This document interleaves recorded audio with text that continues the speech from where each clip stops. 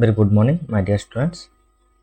आज हम लोग अभी जो क्लास शुरुआत करने जा रहे हैं वो है थ्योरी बेस ऑफ अकाउंटिंग। जो तुम लोगों का जो क्लास 11 बेसिकली जो क्लास 11 का जो पार्ट 1 अकाउंटेंसी पार्ट 1 है, उसमें जो second chapter theory base of accounting, उसका हम लोग आज सेकंड क्लास लेंगे। उसमें हम लोग जो डिस्कस करेंगे वो है बेसिकली गोइंग कंसर्न जो कंसेप्ट है या एजम्पशन से, उसके बारे में हम लोग डिस्कस करेंगे। ऑलरेडी लास्ट क्लास में हम लोगों ने इसका अकाउंटिंग का थ्योरी, इसका कैसे कैसे थ्योरी बनता है, ये थ्योरी क्या होता है, ये थ्योरी से प्रैक्टिकल कैसे बनता है, इसके बारे में हम लोगों ने देखा। और इसमें बहुत सारा जैसे कि कुछ प्रिंसिपल्स होता है। अकाउंटिंग जो थ्योरी है ये क्या होता है, कुछ प्रैक्टिकल, कुछ प्रिंसिपल्स, कुछ कॉन्सेप्ट्स एंड कुछ एजम्पशंस के ऊपर डिपेंड होता है। तो उसमें से हम लोग जो क्लास लेंगे, ओके, वो है गोइंग कंसर्न कॉन्सेप्ट या असम्पशंस। ओके, एजम्पशंस मतलब जो जिससे सपोज मान लो कोई हम लोग एज्यूम करते हैं ना, क्या हो सकता है, कुछ एजम्पशन करना, ठीक है। तो सेम लाइक दैट, मतलब जैसे कि मान लो कि गोइंग कॉन्सेप्ट और एजम्पशंस, तो ये बेसिकली जो फंडामेंटल अकाउंटिंग एजम्पशंस होता है हम लोगों का, तो वहाँ पर तीन टाइप के एजम्पशंस होता है। एक होता है गोइंग कंसर्न एजम्पशंस, और एक होता है कंसिस्टेंसी एजम्पशंस, और एक होता है एक्रुअल एजम्पशंस। तो उसमें से हम लोग जो क्लास लेंगे वो है गोइंग कंसर्न एजम्पशंस, ओके, या गोइंग कंसर्न कंसेप्ट, ठीक है। मतलब ये जो गोइंग कंसर्न कंसेप्ट है और एजम्पशंस है, मतलब एजम्पशंस को पहले समझ लो कि एजम्पशंस क्या होता है, क्या मतलब कुछ प्रिडिक्शंस करना। कि हम लोग जब भी क्रिकेट खेलते हैं या क्रिकेट देखते हैं, तो उस टाइम पर हम लोग प्रिडिक्ट करते हैं कि भाई इस बॉल पर ये प्लेयर 4 या 6 मारेगा, या इस बॉल पर आउट हो सकता है। मतलब कुछ एजम्पशंस हम लोग करते हैं, कुछ प्रिडिक्शंस हम लोग करते हैं, ठीक है। नहीं तो सपोज मान लो कि बारिश हो सकता है, ठीक है ना। तो बारिश हो सकता है, सपोज मान लो बहुत ही गर्मी पड़ रहा है, तो देन हम लोग एज्यूम कर लेते हैं कि भाई 1-2 दिन में या 3-4 दिन में क्या हो सकता है, बारिश हो सकता है, ये बारिश का एक चांसेस है।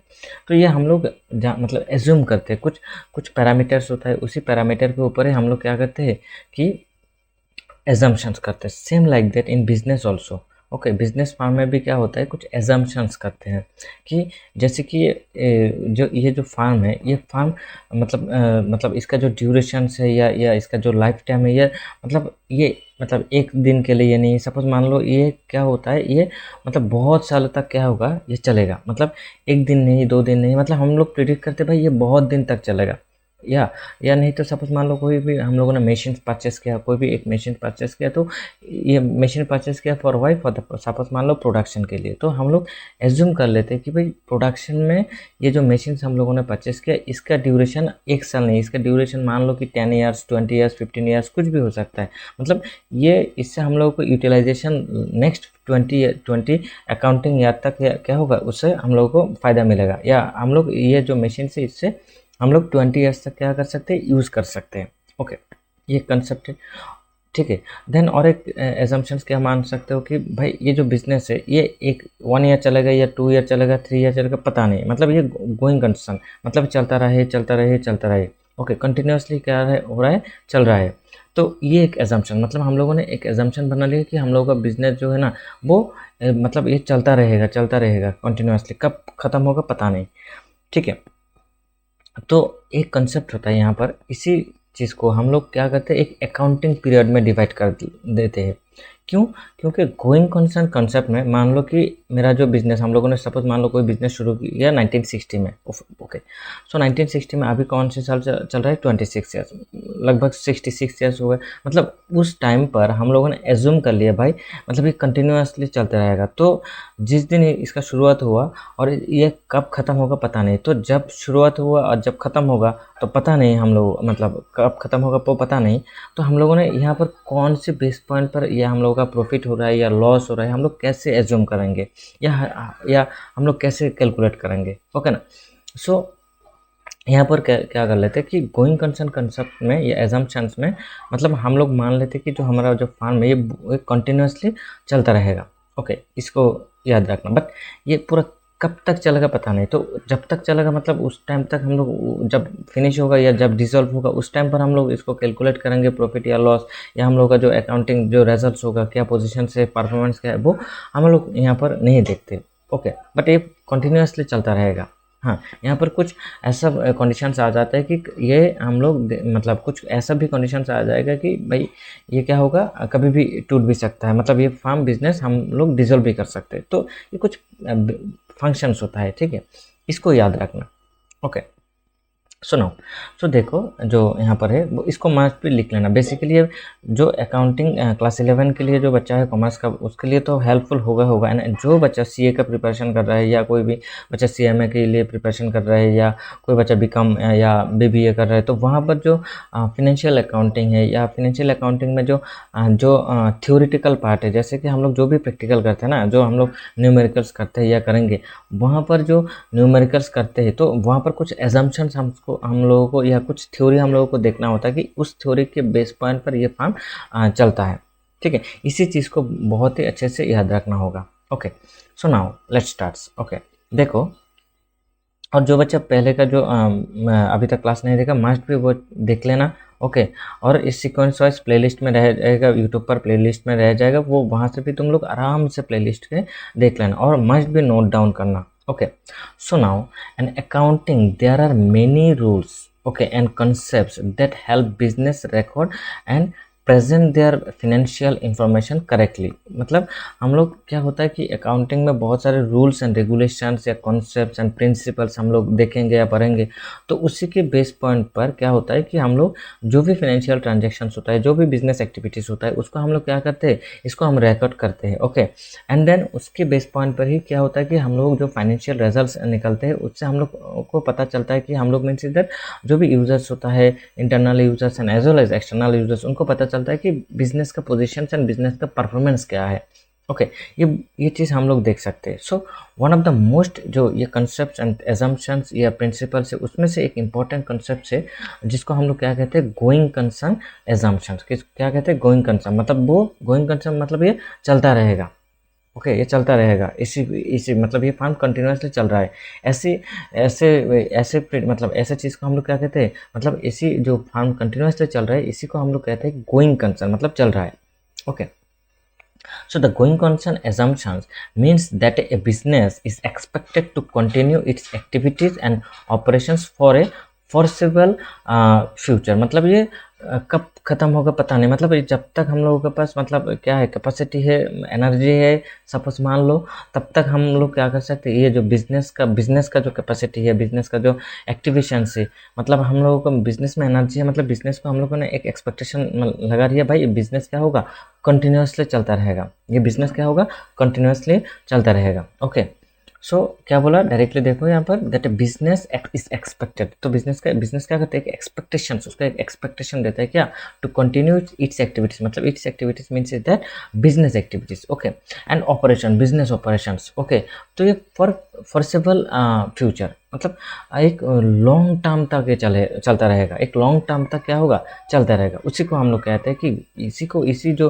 कंसेप्ट है, इसी को हम लोग क्या कहते हैं, गोइंग कंसर्न्स कंसेप्ट और एसम्पशंस। ओके, इसी के ऊपर जो हम लोगों का जो बिजनेस है वो हम लोग देखते हैं। जैसे कि सपोज मान लो कभी भी हम लोग इन्वेस्ट करते हैं किसी भी स्टॉक मार्केट में, किसी भी कंपनी के ऊपर हम लोग जब भी इन्वेस्ट करते हैं, तो हम लोग एक प्रिडिक्शन लगाते हैं कि भाई यहाँ पर लॉन्ग टर्म में जब हम लोग पैसा को लगाते हैं, भैया स्टॉक परचेस करते हैं, शेयर परचेस करते हैं, तो तब हम लोग देखते हैं कि भाई इसका लॉन्गेबिलिटी क्या है। ओके ना, या जो भी क्रेडिटर्स या होगा, या जो भी बैंक्स होगा, है जो भी फाइनेंशियल इंस्टीट्यूशंस होंगे, वो भी क्या देखेंगे, इस फार्म का, इस कंपनी का लॉन्गेबिलिटी क्या है, इसका ड्यूरेशन क्या हो सकता है, ये क्या एक दिन में मतलब एक दिन के बाद ख़त्म हो जाएगा, या एक साल के बाद ख़त्म हो जाएगा, या इसका कोई फ्यूचर है या नहीं है, वो चीज़। ओके, इसको कहते हैं हम लोग going concern assumption. So in simple words, accountants, those are accountants, तो assume that the business will not close down और stop working in the near future. मतलब क्या होता है, मतलब जो अकाउंटेंट्स होता है वो लोग एज्यूम करते हैं भाई ये 1-2 साल में क्या नहीं होगा, मतलब ये ख़त्म नहीं होगा, कंटिन्यूसली चलता रहेगा। ओके, इसका जो लॉन्गेबिलिटी है, इसका जो ड्यूरेशन है, ये बहुत लॉन्ग है। Okay, so usually this period is considered to be at least the next 12 months. Okay, at least next, मतलब इसी पीरियड को हम लोग मतलब ये कर लेते हैं भाई, ये क्या होगा, मतलब एटलीस्ट 12 मंथ तक चलेगा। Okay, okay. और जैसे कि सपोज मान लो कोई भी फेस्टिवल्स आता है या कोई भी पूजा वगैरह आता है, तो वहाँ पर लोग क्या करते हैं, फ्रेंड्स लोग क्या करते हैं, सपोज मान लो कभी कभी बोलो रोड के यहाँ पर ओके, वहाँ वो लोग क्या करते हैं at the time of during Durga Puja, वो लोग क्या करते हैं देखना, कभी 2-3 फ्रेंड मिल के एक क्या कर लिया, उन लोगों ने पार्टनरशिप का एक बिजनेस शुरू किया। मतलब वो लोग जस्ट ड्यूरिंग द पूजा, मतलब जब ये सपोज मान लो दुर्गा पूजा कितना दिन का होता है, नॉर्मल तो 3 डेज। ओके, तो 3 दिन तक वो लोग क्या करेंगे, ये पूजा वगैरह करेंगे, मतलब सॉरी ये उन लोग का बिजनेस करेंगे। वहाँ पर एक रोड पर एक रेस्टोरेंट खुलेंगे, वहाँ पर वो सेल करेंगे। ओके, तो हॉस्पिटैलिटी प्रोवाइड करेंगे, लोगों को खाना देंगे, तो उससे क्या होगा, उन लोगों का बिजनेस होगा, वो लोग क्या करेंगे, बिजनेस करेंगे। बट इसके जो ड्यूरेशन है ये कितना दिन तक है, 3 दिन या 4 दिन 5 दिन तक चलेगा, देन उसके बाद क्या हो जाएगा, ये खत्म हो जाएगा।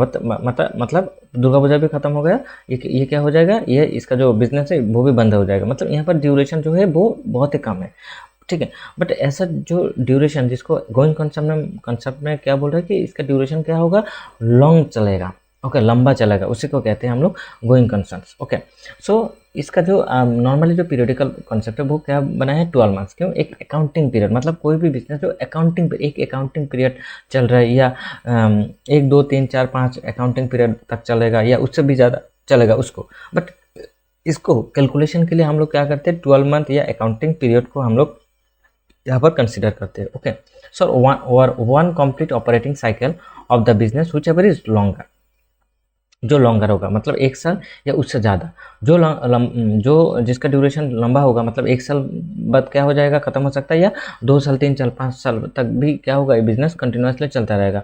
ओके, तो जो लॉन्गर होगा उसको हम लोग क्या कहेंगे, उसको हम लोग गोइंग कंसर्न एजम्पशंस कहेंगे। ओके, तो this assumption is very very important because most accounting records are prepared based on the idea। कुछ आइडिया होता है, देखो बिजनेस करने में जो इम्पोर्टेंट है उसमें तुमको क्या होना होगा, आइडिया होना होगा, प्रिडिक्शंस तुम्हारे पास होना होगा कि भाई बिजनेस हो सकता है, मतलब रिस्क तो लेना होगा।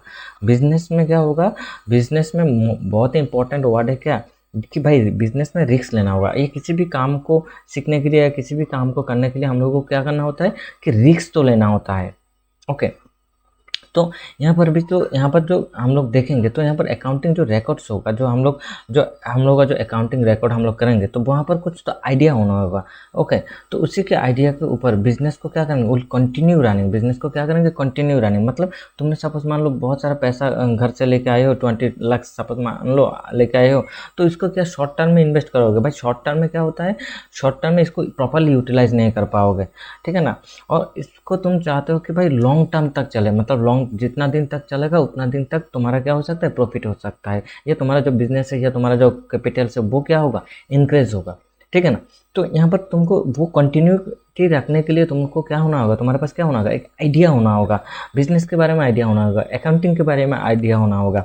ओके, मार्केट के बारे में भी तुमको क्या होना होगा, आइडिया होना होगा। ओके, सो बहुत ही इंपॉर्टेंट है, इस एजम्पशन बहुत इंपॉर्टेंट है। For example, when a company purchase a machine, so it does not treat the entire cost as an expense in 1 year. तो मतलब सपोज मान लो कोई भी कंपनी ने क्या किया, कोई भी कंपनी ने एक मशीन परचेज किया, तो इसका मतलब ये नहीं कि भाई ये 1 साल में ख़त्म हो जाएगा। मतलब यहाँ पर उसका एजम्पशन से या उसका प्रिडिक्शन से भाई ये जो मशीन बहुत दिन तक चलेगा, लाइक 20 ईयर्स 50 ईयर्स 30 ईयर्स तक चलेगा। ओके, हो सकता है, मतलब उसका एक मतलब ये है, मतलब उसका एक प्रिडिक्शन से। Okay, so instead the cost of the machine is spread over its useful life because the company is expected to use it for many years. तो मतलब ये क्या होगा, जो इसका जो कॉस्ट होगा वो इसको 1 साल में हम लोग मतलब कैलकुलेट नहीं करेंगे। ओके, इसको क्या करेंगे, जितना दिन तक चलेगा, इसका जो ड्यूरेशन होगा, इसका जो लाइफ एक्सपेक्टेंसी होगा, उस तब तक इसको क्या करेंगे, इसको हम लोग कैलकुलेट करेंगे। ओके, सपोज मान लो कोई मशीन हम लोगों ने परचेस किया 1 लाख में, और उसका मतलब हम लोगों ने एज्यूम लगा लिया कि भाई ये मशीन 10 साल तक क्या होगा, चलेगा। मतलब उस हर साल क्या होगा, इसका जो हम लोगों ने यहाँ पर बना लिया भाई एक डेप्रिसिएशन होगा, इसका जो कॉस्ट है वो हर साल कितना करके, मतलब स्ट्रेट लाइन फॉरवर्ड में स्ट्रेट लाइन मेथड जो होता है उसमें हम लोगों ने देखा भाई ये हर साल क्या होगा, मतलब 1 lakh divided by 10 years. Okay, so हर साल कितना करके हम लोग डिडक्ट करेंगे, 20,000 करके हम लोग क्या करेंगे, सॉरी 10,000 करके हम लोग क्या करेंगे, यहाँ पर डिडक्ट करेंगे। ओके, इसको याद रखना। ओके, क्यों? क्योंकि इसका जो ड्यूरेशन है, इसका जो कॉस्ट है, इसको एक साल में हम लोग कवर नहीं करेंगे। ये हर साल मतलब इसका जितना दिन तक चलेगा, इसका जो ड्यूरेशन होगा या इसका जो लॉन्गेबिलिटी होगा या लाइफ एक्सपेक्टेंसी होगा, उसको उसी हिसाब से हम लोग इसको डिप्रिसिएशन चार्ज करेंगे। मतलब clear my point? So similarly, assets are valued based on their continued use in the business, so and liabilities are recorded with the expectation that the business will repay them through future operations। मतलब जो भी मतलब यहाँ पर क्या होगा, तो यहाँ पर तो कंटिन्यूड होगा, बिजनेस क्या होगा, कंटिन्यूड होगा। तो एंड जो लाइबिलिटीज होगा ना, तो उसको हम लोग क्या, इसका जो एक्सपेक्टेशंस है उसको हम लोग कैसे रिपे करेंगे, जो फ्यूचर हम लोगों का जो भी ऑपरेशंस होगा, मतलब एक साल में जो लाइबिलिटीज है उसको एक साल में, मतलब जो लाइबिलिटीज है वो एक साल में हम लोग शायद रिपे नहीं कर पाएंगे, बट इसको हम लोग क्या करेंगे, बारी बारी हर साल जो ऑपरेशंस होगा, जो भी बिजनेस करेंगे, उसी से हम लोग जो हम लोग का जो लाइबिलिटीज होगा उसको हम लोग क्या करेंगे, पे करेंगे। Clear my point? इसी को याद रखना। Okay, so without the going concern assumption, accounting would become difficult because we would not know the actual value of assets। तो हम लोगों को मतलब ये गोइंग कंसर्न assumptions को हम लोगों को बहुत ही इम्पोर्टेंट है ये हम लोगों के लिए। क्यों? क्योंकि अकाउंटिंग जो है ना would become difficult, ये एक डिफिकल्ट हो जाएगा, because we would not know the actual value of the assets। so how to classify liabilities or how to calculate profit correctly. So कैसे हम लोग कैलकुलेट करेंगे प्रॉफिट को? ओके, सपोज मान लो जो मशीन हम लोगों ने परचेस किया, इसका ड्यूरेशन तो भाई 10 साल तक चलेगा ना, तो वो चीज़ को हम लोगों को यहाँ पर देखना होगा, ओके। उसी बेस पॉइंट पर हम लोग क्या करेंगे, इसका प्रॉफिट कैलकुलेशन करेंगे। ओके, जैसे कि डिप्रेशन तो चार्ज करना होगा, तो डिप्रेशन भाई एक साल में क्या ये मतलब ये कि 1 लाख का जो मशीन परचेस किया क्या पूरा एक साल में खत्म हो जाएगा? नो, इसका ड्यूरेशन हम लोगों ने एज्यूम कर लिया कि भाई ये 10 साल तक चलेगा। Okay, so therefore this assumptions forms the foundation of accrual accounting. कौन सी अकाउंटिंग सिस्टम यहाँ पर अप्लाई हो रहा है? Accrual accounting, and helps provide true and fair view of the financial positions of a business. तो बिजनेस का जो मतलब अकाउंटिंग, जो एक्रूअल अकाउंटिंग होता है, उसमें से तो बिजनेस का जो फाइनेंशियल पोजीशन है उसको एक ट्रू एंड फेयर व्यू देंगे, ट्रू एंड फेयर पिक्चर्स हम लोगों को मिलेगा फ्रॉम दिस अकाउंटिंग सिस्टम्स और from this assumptions। Okay, so now इसका डेफिनेशन देखो। सो the going concern assumption is an important accounting principle which assumes that a business will continue its operations for a long period of time। जो going concern assumption मतलब जो क्या होगा, जो इसका जो ऑपरेशंस होगा, जो बिजनेस एक्टिविटीज होगा, वो लॉन्ग टाइम तक चलेगा, लॉन्ग पीरियड ऑफ टाइम तक क्या होगा, इसको ये चलेगा। विल नॉट क्लोज डाउन और be force to stop its activities in the near future. मतलब नियरली इसको हम लोग क्या नहीं करेंगे, इसको बंद नहीं करेंगे, या कोई भी फोर्स हम लोग को मतलब ऐसा नहीं करेंगे भाई ये बंद हो जाए, बिजनेस बंद हो जाए, या हम लोग का ऐसा कंडीशंस भी ना अभी आ सकता है कि ये बंद हो जाए। तो हम लोग एज्यूम कर लेते भाई ये क्या होगा, लॉन्गेबिलिटी तक चलेगा, एक लॉन्ग टर्म पीरियड तक क्या होगा, ये चलेगा। इसी चीज़ को यहाँ पर देखना होता है। So in simple words, accountants believe that the company will keep running normally, earn income, okay, use its assets and pay its liabilities through regular business activities. जो भी होगा मतलब हम लोग क्या करेंगे, रेगुलर एक्टिविटीज करेंगे, उसमें से हम लोग मतलब रेगुलर बिजनेस करेंगे, तो उसमें से हम लोग क्या होगा, नॉर्मली हम लोग इनकम अर्न करेंगे, देन हम लोग एसेट्स को यूज़ करेंगे ना, एंड देन धीरे धीरे हम लोग क्या करेंगे, हम लोग का जो भी लाइबिलिटीज होगा उसको हम लोग पे करेंगे। तो ये क्या होता है, रेगुलर एक्टिविटीज से बनता है। ये क्या होगा, कैसे होगा, ये रेगुलर एक्टिविटीज से होगा। Okay, so because of this assumption, the value of assets shown in the financial statement is considered to be their normal recorded value, not the value they would get if business had to sell everything quickly due to bankruptcy or closure। so यहाँ पर कुछ assumptions कभी कभी काम भी नहीं कर सकते। ओके ना, सपोज मान लो because of this assumption the value of assets shown in the financial statements is considered to be their normal record value, okay, not the value they would get if the business had to sell everything quickly due to bankruptcy or closure। मतलब वो उन लोगों ने मतलब कुछ bankruptcy हो गया या उसका जो liability है या उनका जो बिजनेस में क्या हो गया कि भाई 2-3 साल तक लॉस हो रहा है, तो देन वो लोग क्या करेंगे भाई, क्लोज करेंगे। तो उस टाइम पर ये जो गोइंग कंसर्न एजम्पशन से या उनका जो उन लोगों ने जो प्रिडिक्शंस लगाया कि भाई ये जो मशीन से ये जो हम लोगों ने जो मशीन परचेस किया, okay, for the production purposes, ये मशीन्स का जो ड्यूरेशन हम लोगों ने देखा कि ये 10 साल तक होगा, 10 साल तक चलेगा, तो वो यहाँ पर काम नहीं करेंगे। ओके, जब हम लोग बैंक्रप्सी में आ जाएंगे या हम लोग जब ये जो हम लोग का जो कंपनी है या जो हम लोग का जो फार्म है या बिजनेस इंस्टीट्यूशन से, तो उस टाइम पर ये क्या हो जाएगा, वो उस टाइम पर ये लॉन्ग मतलब गोइंग कंसर्न में नहीं रहेगा, वो इजीली क्या हो जाएगा, खत्म हो जाएगा जब हम लोग ये बिजनेस को बंद कर देंगे। Okay, so similarly the company is expected to pay its debts through future earnings and normal operations. तो हम लोग जो सपोज मान लो कोई भी पर्सन बैंक से लोन लिया, तो उन्होंने क्या लिया, कैसे लिया भाई, ईएमआई के अकॉर्डिंग, मतलब वो हर साल क्या देंगे, हर महीने क्या देंगे, ईएमआई देंगे। तो ईएमआई कैसे देंगे, उसका जो इनकम होगा उससे हर साल हर महीने क्या देंगे, ईएमआई पे करेंगे, मतलब उसका जो डेट्स है उसको रीपे करेंगे। ओके, सो ये कैसे होगा, इसका जो नॉर्मल अर्निंग्स होगा या नॉर्मल ऑपरेशंस होगा उससे कर पाएंगे ना। तो ये चीज़ वो चीज़ यहाँ पर देखना होता है। Okay, so the going concern assumptions also support several accounting practices such as use of historical cost। यहाँ पर historical cost मतलब जो ओरिजिनल कॉस्ट होता है, जो ओरिजिनल कॉस्ट होता है, ठीक है। कुछ एजम्पशन जो सब अकाउंटिंग प्रैक्टिसेस, तो मैं देखो क्या होता है, जो एक हिस्टोरिकल कॉस्ट हम लोग यहाँ पर यूज करते हैं। Long term assets like a machinery, buildings and equipments are recorded at their original purchase cost because the business is expected to use them for many years rather than sell them immediately. मतलब यहाँ पर क्या नहीं करेंगे, इसको immediately cell नहीं करेंगे। मतलब ये पर एक एजम्पशन से क्या जो गोइंग कंसर्न को सपोर्ट करता है कि भाई हिस्टोरिकल कॉस्ट, जो हिस्टोरिकल कॉस्ट हम लोगों ने जो मशीन परचेस किया 1 लाख में, उसका जो ड्यूरेशन से हम लोगों ने देखा कि भाई 10 ईयर्स तक, मतलब हम लोगों का एजम्पशन था कि कितना, 10 साल तक। तो यहाँ पर क्या होगा, वो उसी 10 साल के हिसाब से जो हिस्टोरिकल कॉस्ट, इसका प्रेजेंट वैल्यू नहीं या मार्केट वैल्यू के ऊपर नहीं, हिस्टोरिकल कॉस्ट के ऊपर यहाँ पर क्या होगा, इसको कैलकुलेट करेंगे। ओके, सो प्रीपेड एक्सपेंसेस, जो प्रीपेड एक्सपेंसेस कौन से एक्सपेंसेस होता है, जो एक्सपेंसेस मतलब हम लोगों ने पहले इसको क्या कर दिया, पेमेंट कर दिया, उसी को हम लोग कहते हैं क्या, प्रीपेड। मतलब यूज़ नहीं किया, पहले पेमेंट किया, देन बाद में जाके क्या करेंगे, यूज़ करेंगे, उसी टाइप ऑफ एक्सपेंसेस को हम लोग कहते हैं prepaid expenses. So expenses paid in advance, जो एक्सपेंसेस क्या होता है, पेड इन एडवांस, मतलब हम लोग एडवांस में क्या दे दिया, पेमेंट कर दिया। सच एज इंश्योरेंस और rent are treated as assets because the business expects to receive future benefits from them.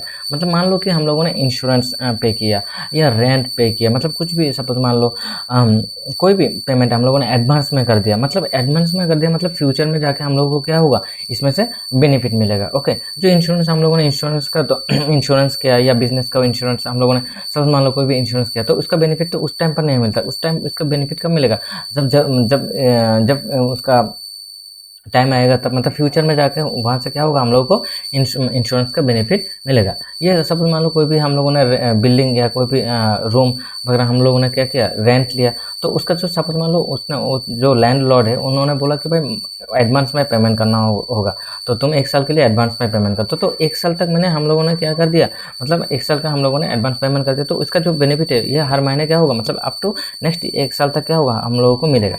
ठीक है, इसी एक्सपेंसेस को कहते हैं हम लोग प्रीपेड एक्सपेंसेस। तो ये एक्सपेंसेस किसको किसको सपोर्ट कर रहे हैं भाई, गोइंग कंसर्न एजम्पशंस को सपोर्ट कर रहे हैं। मतलब हम लोगों ने पेमेंट कर दिया 1 साल के लिए, तो 1 साल तक हम लोगों का बिजनेस क्या होगा, कंटिन्यूटी रहेगा। ओके, अकाउंट्स रिसीवेबल, नेक्स्ट और एक चीज़ जिसको जो बिजनेस को सपोर्ट करते हैं, गोइंग कंसर्न एग्जाम्पशंस को सपोर्ट करते हैं, वो क्या होगा, revenue from credit sales. Revenue from credit sales is recorded even before cash is received because the business expects customers to pay in the future.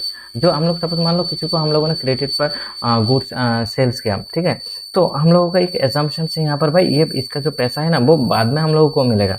ठीक है, क्या होगा, जो हम लोगों को फ्यूचर में भी मिलेगा। मतलब हम लोगों ने इसको क्रेडिट पर गुड्स बेचा जो डेटर से, तो उसका जो पेमेंट है वो बाद में फ्यूचर में भी हम लोगों को करेंगे। ओके, तो ये जो एजम्पशन है, मतलब हम लोग मतलब एज्यूम लगा लिया भाई ये नेक्स्ट ईयर भी मतलब 1 साल तक चलेगा या 2 साल तक ये बिजनेस चलेगा।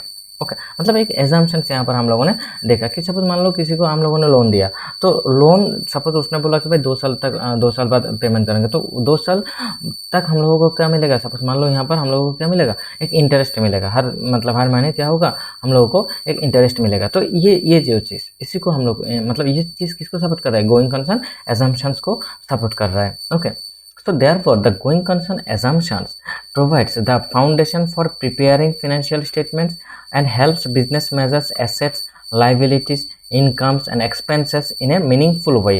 तो ये गोइंग कंसर्न कंसेप्ट जो ये क्या होगा, ये हम लोगों को क्या देंगे, एक फाउंडेशन देंगे, किसका, फॉर प्रिपेयरिंग फाइनेंशियल स्टेटमेंट। जो हम लोग फाइनेंशियल स्टेटमेंट को प्रिपेयर करेंगे, ओके, जो धीरे धीरे हम लोग जो न्यूमेरिकल्स करेंगे वहाँ पर जो बिजनेस का ट्रांजेक्शन्स होंगे, हाँ बिजनेस का एक्टिविटीज़ होगा, फिनेंशियल एक्टिविटीज़ होगा, उसको जो हम लोग रिकॉर्ड करेंगे या उससे जो हम लोग फाइनेंशियल स्टेटमेंट्स बनाएंगे, तो उसके लिए हम लोग को ये जो गोइंग कंसर्न एजम्पशंस है ये बहुत ही हेल्प करेंगे। ओके, सो हेल्प्स बिजनेस मेजर्स। तो और क्या होगा, क्या कैसे हेल्प करेंगे, जैसे कि बिजनेस का जो एसेट्स है उसको एसेट्स को मेज़र करने के लिए या लाइबिलिटीज़ को मेज़र करने के लिए, या इनकम कितना हुआ या एक्सपेंसेस क्या है, एक्सपेंसेस हम लोग का कितना हुआ, तो वो चीज़ क्या करेंगे, हम लोगों को हेल्प करेंगे। सो विदाउट दिस एप्लीकेशंस और assumption normal accounting methods would not be possible. So normal जो अकाउंटिंग मेथड्स होता है वो यहाँ पर क्या नहीं होगा, एप्लीकेबल नहीं होगा।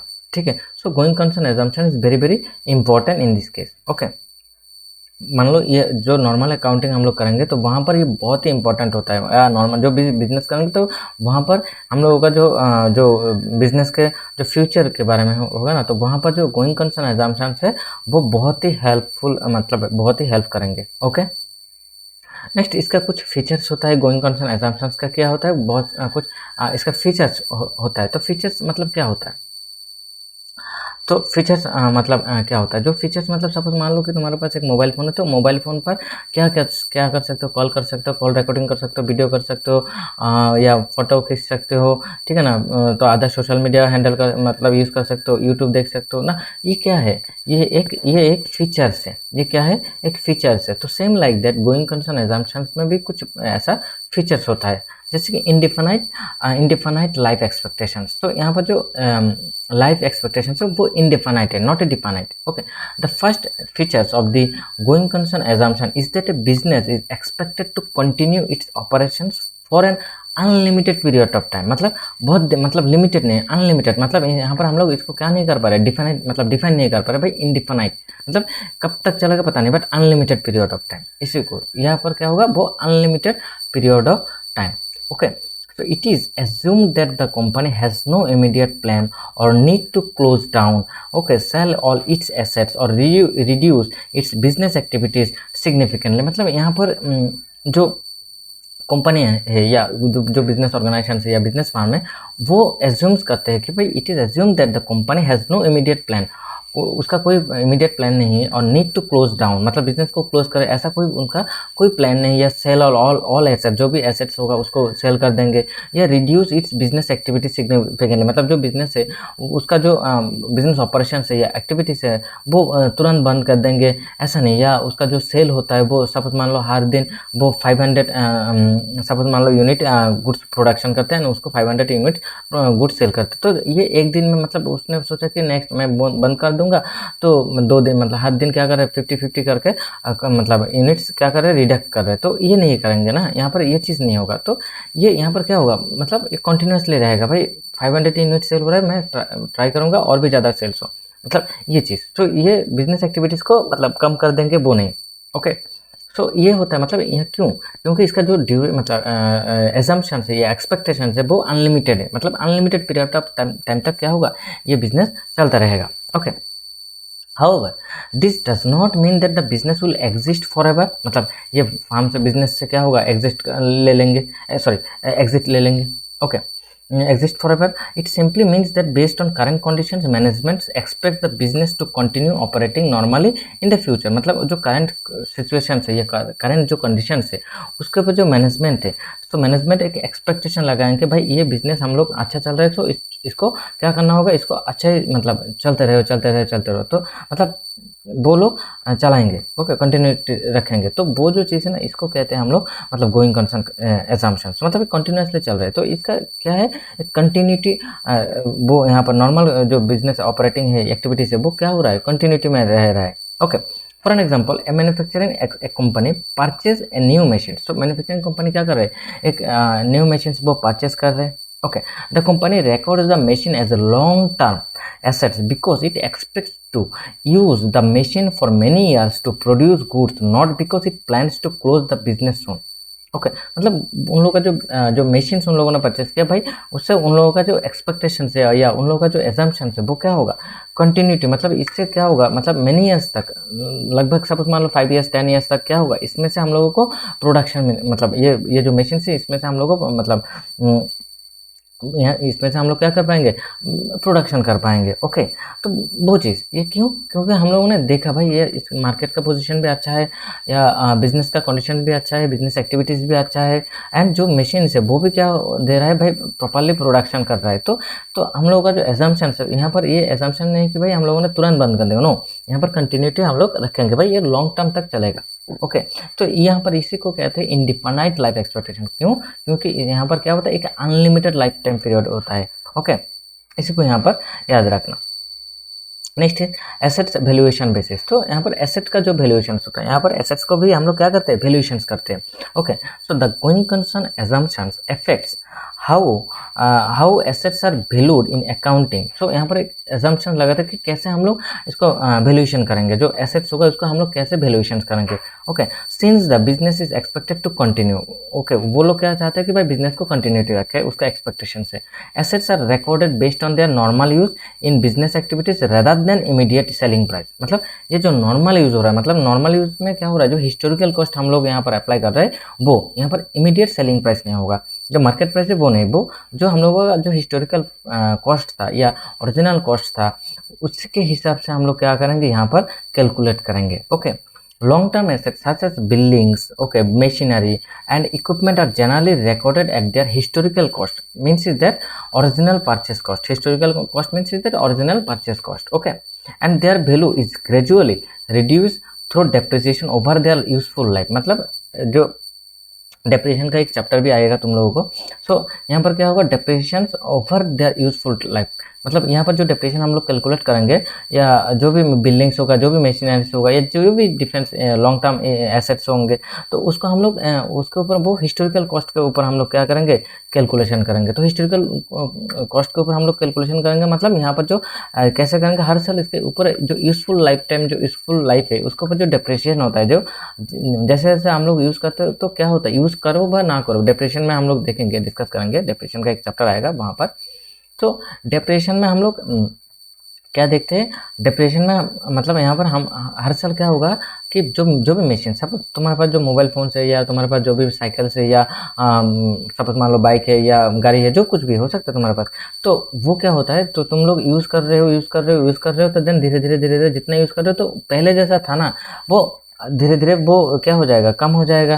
ठीक है ना, पहले जो सपोज मान लो तुमने जो बाइसाइकिल लिया था, वो चलाने में मतलब मान लो कि क्लास 9 में तुमने लिया एक बाइसाइकिल, तो उस टाइम पर तुमको जैसा फीलिंग्स था, जो साइकिल के ऊपर जो चलाने में जो मज़ा आता था, वो आफ्टर 2 ईयर्स मतलब क्या हो रहा है, वो फीलिंग्स वहाँ पर, मतलब वो फीलिंग्स मतलब जो साइकिल का जो आउटपुट है, या वो पहले जैसा नहीं था, नहीं है। क्यों है, क्योंकि यहाँ पर क्या हो रहा है, कुछ इसका जो पार्ट्स वगैरह है वो धीरे धीरे डेप्रिसिएट हो रहा है, धीरे धीरे क्या हो रहा है, उसको डेप्रिसिएट हो रहा है, मतलब यहाँ पर ये रिड्यूस हो रहा है। तो इसमें से क्या हो जाएगा, जो बाईसाइकिल है वो उसका कॉस्ट क्या हो जाएगा, धीरे धीरे हम लोग को, मतलब इसका जो प्रेजेंट वैल्यू है वो क्या हो जाएगा, रिड्यूस हो जाएगा। तो रिड्यूस किसके ऊपर हम लोग करेंगे, तो ये जो रिड्यूस या डिप्रिसिएशन हम लोग करेंगे, जो हम लोग का हिस्टोरिकल कॉस्ट था उसके ऊपर। ओके, या हम लोग जो प्रेजेंट वैल्यू उसको ऊपर भी हम लोग क्या कर सकते हैं, इसको डिप्रिसिएशन कर सकते हैं। ये चीज़ भी हम लोग को यहाँ पर देखना होता है। Okay, so if a company purchase a machine for rupees 10 lakhs and expects to be useful for 10 years, उसका जो एक्सपेक्टेशन है वो क्या कर सकते हैं, ये 10 साल तक क्या कर सकेंगे, ये यूज़ कर सकेंगे। So the cost of the machine is spread over those years through depreciation. The company does not consider the machines quick sale value because it expects to use it earn revenue in the future. मतलब जो machine अच्छा खासा चल रहा है, उसका expectation है 10 साल तक चलेगा या 15 ईयर्स तक चलेगा, तो वो क्या मतलब ये मशीन अच्छे कंडीशन में है, और इसमें से हम लोगों को मतलब हम लोग प्रोडक्शन कर पा रहे हैं, तो या क्या हम लोग बेच देंगे क्या, नो। तो क्यों, क्योंकि भाई नहीं बेचेंगे भाई, इसमें से हम लोग को रेवेन्यू जनरेट हो रहा है। बिजनेस कोई भी चालू बिजनेस चल रहा है, बिजनेस उसको क्या बंद कर देंगे क्या, मतलब वो अच्छा खासा बिजनेस है, अच्छा खासा बिजनेस चल रहा है, उसको क्या हम लोग बंद कर देंगे। कोई अदर्स कंडीशन जब तक नहीं आएंगे, तब तक हम लोग इसी बिजनेस को क्या करेंगे, हम लोग इसी बिजनेस को कंटिन्यू रखेंगे, या उसको और भी आगे लेके जाने के लिए हम लोग कोशिश करेंगे। ठीक है ना, तो ये जो कुछ ना, तो यहाँ पर क्या देखेंगे, तो भाई जो एसेट्स है, एसेट्स को भी तो देखना होगा भाई। मैं बिजनेस कर रहा हूँ, बट मुझे मेरा जो एसेट्स है उसको भी तो, उसका तो हालत भी देखना होगा, उसका हेल्थ कंडीशन भी तो देखना होगा। इससे क्या फ्यूचर में हम लोगों को रेवेन्यू जनरेट होगा या नहीं होगा, वो भी तो देखना होगा। देन हम लोगों ने देखा कि भाई रेवेन्यू जनरेट क्या हो रहा है, बहुत ही अच्छे से हो रहा है और एसेट्स का पोजीशन भी अच्छा है, सो दैट इसको क्या रखेंगे भाई, कंटिन्यूटी रखेंगे। तो ये जो कंटिन्यूटी रखेंगे ये किसका एजम्पशन है, ये गोइंग कंसर्न का, ओके ना, जो चल रहा है। Okay, so next is liability classification. So यहाँ पर भी लाइबिलिटी का भी क्लासिफिकेशन होता है। ओके, लाइबिलिटी नॉर्मली दो तरह के होता है, करंट लाइबिलिटीज एक नॉन करंट और लॉन्ग टर्म लाइबिलिटीज। जो करंट लाइबिलिटी जिसका ड्यूरेशन क्या होता है लेस देन ऑफ 1 ईयर, और जिसका लॉन्ग नॉन करंट लाइबिलिटीज क्या होता है जो जिसका duration more than of 1 year होता है, इसको हम लोग क्या कहते हैं, नॉन करंट कहते हैं। ओके, सो गोइंग कंसर्न में लाइबिलिटी जो देखो, so the going concern assumptions also helps in the proper classifications of a company's liabilities. In accounting, liabilities are generally divided into two categories. हम लोग accounting के concept में देखेंगे तो जो liability है उसको दो कैटेगरी में हम लोग डिवाइड करते हैं। एक है क्या, करंट लाइबिलिटीज, जिसका current liabilities means debt that must be paid within 1 year. जो डेट से वो हम लोग इसका पेमेंट कब करेंगे, मतलब उसका जो पेमेंट होगा या उसका जो डेट क्लियर होगा कब, less than of 1 year, within 1 year में क्या कर देंगे, जो उसका डेट को हम लोग क्लियर कर देंगे, उसी को कहते हैं क्या, करंट लाइबिलिटी। तो करंट लाइबिलिटीज का ड्यूरेशन क्या होगा, जिसका duration less than of 1 year होता है, उसी को हम लोग कहते हैं current liabilities. And another one is non current liabilities. क्या होता है, जो जिसका duration more than of 1 year होता है, जिसका duration more than of 1 year होता है, इसी को हम लोग क्या कहते हैं, नॉन करंट या लॉन्ग टर्म लाइबिलिटीज कहते हैं। Okay, so debts that are payable after more than 1 year, debts that are payable after more than 1 year। Okay, इसी को हम लोग क्या कहते हैं, नॉन करंट और लॉन्ग टर्म लाइबिलिटीज उसको। Okay, so this classification is possible because it is assumed that the business will continue its operation and will have enough time to pay its long term obligations in the future। मतलब जो liabilities होगा वो हम लोग क्या कर पाएंगे, मतलब उसको हम लोग रीपे कर पाएंगे, मतलब ओके, लॉन्ग टर्म तक जाके हम मतलब एक साल में ये हम लोग ये पेमेंट नहीं क्लियर करेंगे तो एक साल में क्लियर कर देंगे तो भाई ये करंट में आ जाएंगे। तो मतलब इसका जो लाइबिलिटीज इसको पे करेंगे भाई लॉन्ग टर्म में जाके। ओके, 1 साल 2 साल 3 साल, मतलब नेक्स्ट 5 अकाउंटिंग ईयर के तक हम लोग क्या करेंगे, इसको पेमेंट करेंगे। ओके, वो चीज़। और ये चीज़ कैसे करेंगे भाई, बिजनेस को कंटिन्यूटी रखना होगा, बिजनेस एक्टिविटीज़ को कंटिन्यूटी रखना होगा, ठीक है ना। तो देन तो जाके ये क्या होगा, हम लोग ये जो लाइबिलिटीज होगा, लॉन्ग टर्म लाइबिलिटीज होगा उसको हम लोग पे कर पाएंगे। Okay, so example, if a company takes a bank loan, हाँ, फॉर 10 ईयर्स। सपोज मान लो कोई भी कंपनी ने बैंक से लोन लिया 10 ईयर्स के लिए, और it is recorded as a long term liability because the business is expected to continue operating and repay the loan over the next 10 years. तो जो नेक्स्ट 10 ईयर्स होंगे तब तक ये लोग क्या करेंगे, इसका जो लोन है वो लोन क्या करेंगे, वो लोग पे करेंगे। Okay, my point is clear.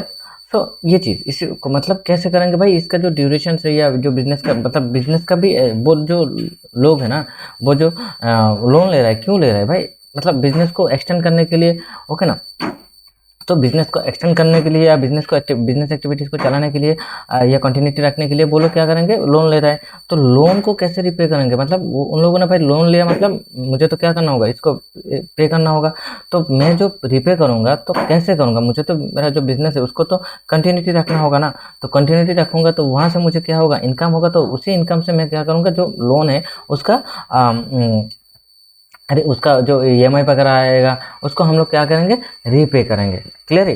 So however if there is a serious doubt about the company's ability to continue, creditors may demand immediate repayment. So repayment of their money. In that situation long term liabilities may need to be treated as current liabilities. तो यहाँ पर एक condition होता है, क्या condition देखो कि भाई ये जो लॉन्ग टर्म है वो कभी कभी क्या हो सकता है, जो नॉन करंट है वो करंट भी हो सकता है। कब हो सकता है, सपोज मान लो if there is a serious doubt, मतलब एक बिजनेस के ऊपर जो हम लोगों ने पैसा लगाया या पैसा इन्वेस्ट किया तो या उनको क्रेडिट दिया, तो वहाँ पर हम लोगों ने देखा भाई क्या हो रहा है कि जो बिजनेस है उसका क्या हो रहा है, कंपनी एबिलिटी टू कंटिन्यू है।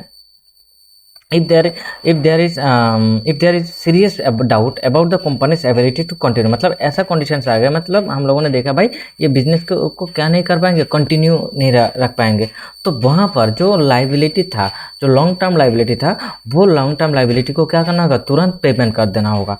ठीक है, मतलब जो हम लोग का जो बिजनेस है वो वहाँ पर जो ऐसा बिजनेस कंडीशन आ गए कि भाई ये बिजनेस को बंद करना होगा। तो यहाँ पर जो क्रेडिटर्स होगा या जो एक्सटर्नल डेट प्रोवाइडर होंगे, तो वो उन लोगों को मतलब उन लोगों को मालूम चल गया भाई ये बिजनेस तो मतलब इसको डिसकंटिन्यू कर रहे हैं, सो दैट और ये कंडीशंस, ये जो बिजनेस है वो आगे नहीं जा पाएगा। ओके, सो वहाँ पर क्या होगा, इसको क्या करेंगे वो लोग, मतलब वो लोग चाहेंगे भाई मेरा पेमेंट मुझे वापस कर दो। Okay, they will demand there credit amount. Okay ना, वो लोग डिमांड करेंगे भाई तुमको जो डेट दिया था ना उसको रिपे कर दो।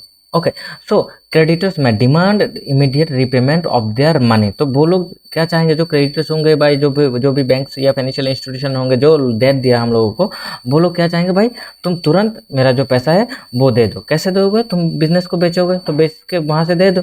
ओके, सो ये सिचुएशन जब आ जाएगा तो लॉन्ग टर्म जो लाइबिलिटीज हो जाएगा वो करंट लाइबिलिटीज में आ जाएगा। Okay, so in that situation long term liabilities may need to be treated as current liabilities because the company may have no settle all debts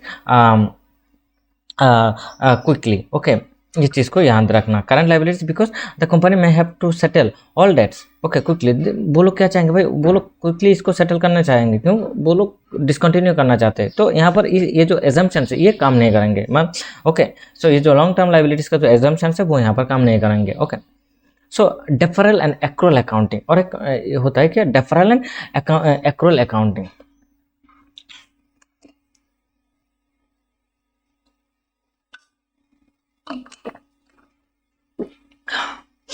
so the going देखो, deferral and accrual accounting system में क्या बोल रहे हैं, ये इसके बारे में तो ऑलरेडी हम लोगों ने फर्स्ट क्लास में भी डिस्कस किया ना, जो हम लोगों का जो फर्स्ट चैप्टर है वहाँ पर भी हम लोगों ने प्रॉपरली डिस्कस किया। Okay, so the going concern assumption is also the basis for using accrual accounting methods. वहाँ पर कौन से मेथड अप्लाई करेंगे, एक्रूअल अकाउंटिंग। एक्रूअल अकाउंटिंग पता है ना कौन से मेथड, एक होता है कैश बेसिस अकाउंटिंग मेथड, और एक होता है क्या एक्रूअल बेसिस अकाउंटिंग मेथड, और एक क्या होता है hybrid basis of accounting method, जो mix method of the accrual and cash का होता है। ओके, सो एक्रूअल बेसिस में क्या होता है भाई, क्रेडिट एंड कैश ट्रांजेक्शन दोनों को हम लोग क्या करते हैं यहाँ पर कंसिडर करते हैं, रिकॉग्नाइज करते हैं। Okay, so wire transactions are recorded when they occur rather than only when cash is received और पेड। मतलब कैश एक्रूअल बेसिस में क्या होगा, कैश ट्रांजेक्शन हो या क्रेडिट ट्रांजेक्शन हो, जो भी ट्रांजेक्शन होगा उसको हम लोग क्या करेंगे यहाँ पर मतलब कंसिडर करेंगे कौन से मेथड पर, ये जो एक्रूअल अकाउंटिंग मेथड से।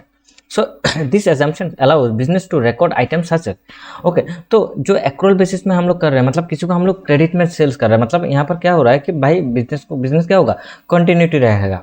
ओके, ये भी तो एक एजम्पशन होता है ना, बिजनेस किसी को हम लोग बिजनेस मतलब जो हम लोग किस आधार पर हम लोग क्रेडिट में दे रहे हैं लोगों को, क्यों दे रहे हैं भाई, इसका कुछ एजम्पशंस होता है। ओके ना, मतलब जो हम लोग एक्रूअल बेसिस पे मतलब कैश क्रेडिट बेसिस पे हम लोग किसी को गुड्स बेच रहा है या सर्विस प्रोवाइड कर रहे, तो हम लोग का ये मतलब हम लोगों ने हम लोगों का एक एक्सपेक्टेशन है भाई, क्या हम लोग ये बिजनेस को कंटिन्यूटी रखेंगे। मतलब क्रेडिट देने से क्या होगा, हम लोगों के पास कस्टमर भी रहेगा, और क्रेडिट कैश सिर्फ और सिर्फ कैश ट्रांजेक्शन करेंगे तो क्या होगा, मैं भी कस्टमर भी नहीं आ सकता है, सिर्फ जो कस्टमर कैश में कैश है वो ही आएंगे, अदर्स जो जिसके पास मतलब कैश नहीं है वो लोग नहीं आएंगे। तो यहाँ पर क्या हो जाएगा, तो वहाँ पर हम लोगों का प्रॉब्लम हो जाएगा। तो बिजनेस करने के लिए कैश ट्रांजेक्शन भी चाहिए ना, as well as credit transaction भी चाहिए। ऐसा बहुत सारे बिजनेस है जहाँ पर क्रेडिट ट्रांजेक्शन अप्लाई नहीं होता है। ओके, सो अब लेकिन प्रीपेड एक्सपेंसेस, तो payments made in advance for future benefits such as insurance और रेंट।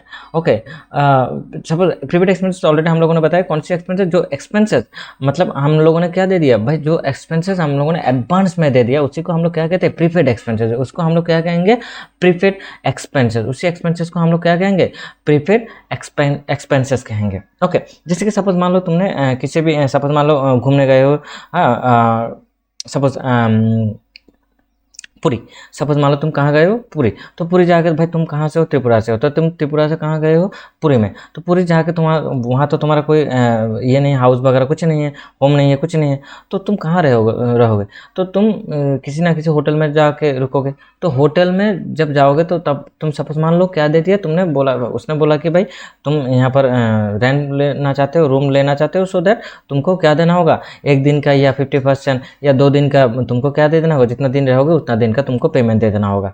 तो ये जो पेमेंट दे दिया मतलब तुमने एडवांस में दे दिया, अभी तक मतलब वहाँ पर नहीं रहा, जस्ट तुमने क्या दे दिया, पेमेंट दिया। ओके, तो इसी को कहते हैं प्रीपेड एक्सपेंसेस। और नहीं तो सपोज मान लो तुम त्रिपुरा से कहाँ जा रहे हो, दिल्ली। ओके, तो दिल्ली में जो सपोज मान लो तुम यहाँ से फ़ोन करके वहाँ से एक होटल मतलब डील कर ले, मतलब सॉरी होटल बुक किया, ओके, या क्या किसी रूम को बुक किया, तो उसने बोला कि भाई तुम आओगे या नहीं आओगे पता नहीं, बट तुमको क्या देना होगा, 50% एडवांस में देना होगा या बुकिंग अमाउंट देना होगा। तो जो बुकिंग अमाउंट दोगे वो क्या हो जाएगा, प्रीपेड एक्सपेंसेस, मतलब तुमने अभी तक जो जो एक्सपेंसेस किया उसका यूज़ नहीं किया, उसी को कहते हैं हम लोग प्रीपेड एक्सपेंसेस। ओके, जैसे कि सपोज मान लो मोबाइल फ़ोन में जो हम लोग रिचार्ज करते हैं, दो तरह की रिचार्ज होता है, एक होता है पोस्टपेड रिचार्ज और एक होता है प्रीपेड रिचार्ज। मतलब मान लो कि जो प्रीपेड रिचार्ज, तो प्रीपेड रिचार्ज मतलब जो रिचार्ज हम लोगों ने पहले कर दिया देन जाके यूज़ करेंगे, उसी को हम लोग क्या कहेंगे, प्रीपेड एक्सपेंस। ओके ओके, सो एक्रूड, और एक होता है कि एक्रूड रेवेन्यूज। एक्रूड रेवेन्यूज, जो रेवेन्यूज क्या हुआ, मतलब हम लोगों को जनरेट हुआ, ओके, इनकम जनरेट हुआ, बट क्या नहीं हुआ, कैश रिसीव नहीं हुआ, तब उसी को हम लोग कहेंगे क्या, एक्रूड रेवेन्यू। जैसे कि सपोज मान लो जो ट्यूशन टीचर्स है, सपोज मान लो कि उनको ट्यूशन मिला, बट उनका जो ट्यूशन फ़ी है वो कब मिलेंगे, नेक्स्ट मंथ जाके मिलेंगे। जो एडवांस में भी तो मिलता है, किसी किसी को तो एडवांस में मिलता है, सपोज मान लो किसी किसी को एडवांस में नहीं मिलता, जब मतलब मंथ खत्म होंगे तब जाके उसको क्या देंगे, पेमेंट देंगे। तो वो जो इनकम होगा उसी इनकम को कहते हैं हम लोग एक्रूड इनकम। ये सपोज मान लो तुमको गवर्नमेंट जॉब मिला या किसी भी प्राइवेट सेक्टर में जॉब मिला, ओके, सपोज जिस दिन जॉब मिलेगा उस दिन तो तुमको, मतलब जिस दिन ज्वाइन करोगे उस दिन तो तुमको सैलरी नहीं देंगे, कब देंगे, नेक्स्ट मंथ जाके तुमको देंगे। तो यहाँ पर क्या हुआ, तुम्हारा इनकम जनरेट हुआ बट कैश क्या नहीं हुआ, रिसीव नहीं हुआ। Income that has been earn है, but cash has not been yet received. Okay, cash has not yet been received. Okay, cash object क्या नहीं हुआ, रिसीव्ड नहीं हुआ। Okay, next is deferred tax assets, और एक होता है डेफर्ड टैक्स एसेट। तो future tax benefit that a company expects to receive. Okay, तो फ्यूचर जो टैक्स बेनिफिट्स है उनको, वो लोगों को क्या होगा, सपोज उन लोगों का एक एजम्पशन से भाई हम लोगों को क्या होगा, फ्यूचर में जाके हम लोगों को यहाँ से बेनिफिट मतलब मिल सकता है, टैक्स में क्या हो सकता है, बेनिफिट्स मिल सकता है। उसी टाइप ऑफ जो फ्यूचर में मिलेगा उसी को हम लोग क्या कहते हैं, deferred tax. Okay, so these items are recorded because it is assumed that the business will continue operating in future periods and will receive or use these benefits in future also. Okay, मतलब ये जो prepaid expenses है, ये accrued revenues या deferred tax assets है, जो कुछ भी है, यहाँ से क्या मालूम चलता है भाई, ये जो बिजनेस है यहाँ पर ये क्या होगा, कंटिन्यूटी रहेगा, इस बिजनेस का क्या रहेगा, कंटिन्यूटी रहेगा। इसी को हम लोग कहते हैं क्या, इसी चीज़ को हम लोग डेफरल एंड एक्रूअल अकाउंटिंग, और इसी बेस पर हम लोग कहते हैं कि भाई बिजनेस कंटिन्यू रहेगा, मतलब going concern. Okay, next is like example, if a company page ₹1,20,000 for 1 year's insurance in advance. उन लोगों ने क्या दे दिया, 1,20,000 दे दिया, क्या उनका जो इंश्योरेंस है उसको एडवांस में दे दिया। ओके, एडवांस मतलब अभी तक इन लोगों ने क्या नहीं किया, सर्विस नहीं लिया, ओके, और बेनिफिट नहीं लिया।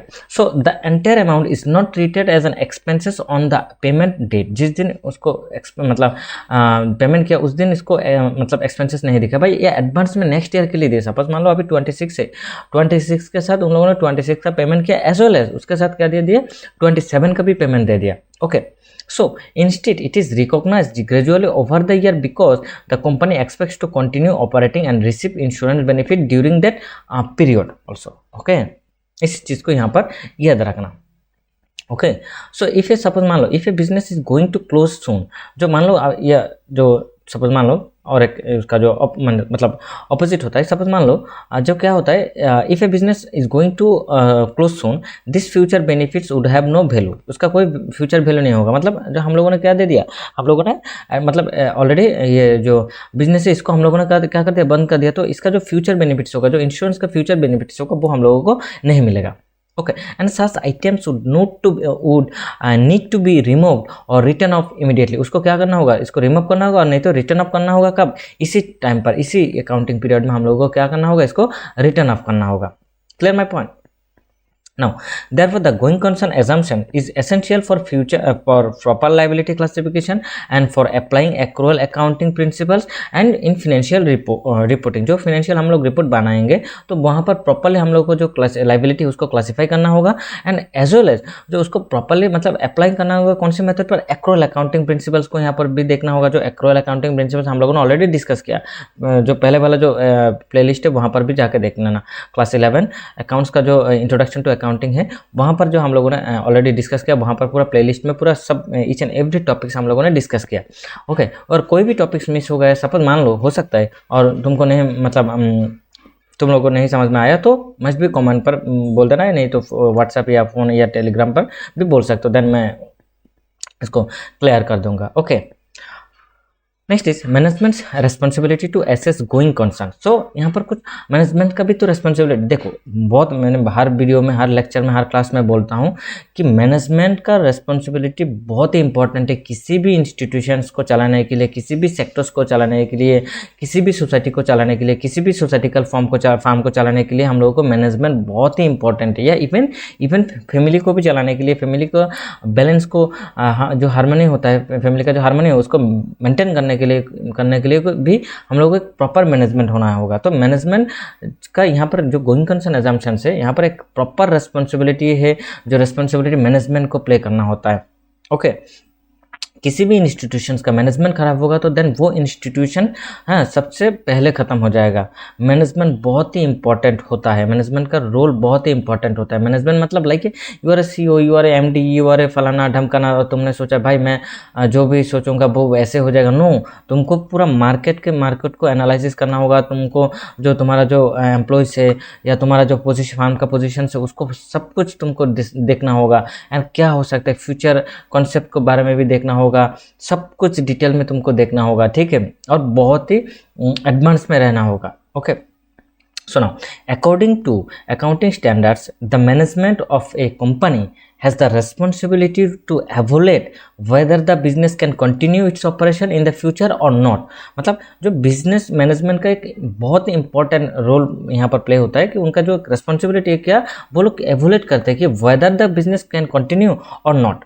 ओके, वो जो बिजनेस एक्टिविटी से या बिजनेस ऑपरेशन से उनको वो क्या कंटिन्यू रख पाएंगे या क्यों, या डिसकंटिन्यू करेंगे, क्यों डिसकंटिन्यू करेंगे, और किस बेस पॉइंट पर वो लोग कंटिन्यू कर पाएंगे, और क्या क्या वहाँ पर न्यू कॉन्सेप्ट्स या न्यू प्रिंसिपल्स उन लोगों को एडप्ट करना होगा, या न्यू ट्रिक्स एंड स्ट्रेटजी उन लोगों को वहाँ पर अप्लाई करना होगा। वो चीज़ भी यहाँ पर देखना होगा, कौन से ऑपरेशंस उनको एक्टिवेट करना होगा, वो चीज़ भी यहाँ पर देखना होता है। ये किसका पार्ट होगा, ये पूरा मैनेजमेंट का पार्ट होगा। तो किसी भी बिजनेस को कंटिन्यू रखने के लिए ये मैनेजमेंट का बहुत ही इंपॉर्टेंट रोल यहाँ पर प्ले होता है। Okay, so management must carefully consider factors such as financial losses, shortages of cash, inability to pay debts और other risk that may affect the company's ability to continue. तो यहाँ पर वो चीज़ को वहाँ पर क्या देखना होगा, उनको सब कुछ देखना होगा। फाइनेंशियल लॉसेस भी कंडीशंस क्या है, उसके ऊपर क्या क्या फैक्टर्स इफेक्ट हो रहा है उसको भी देखना होगा। शॉर्टेजेस ऑफ कैश क्यों हो रहा है, या क्यों हो सकता है, क्यों हुआ, ये क्यों नहीं होना चाहिए,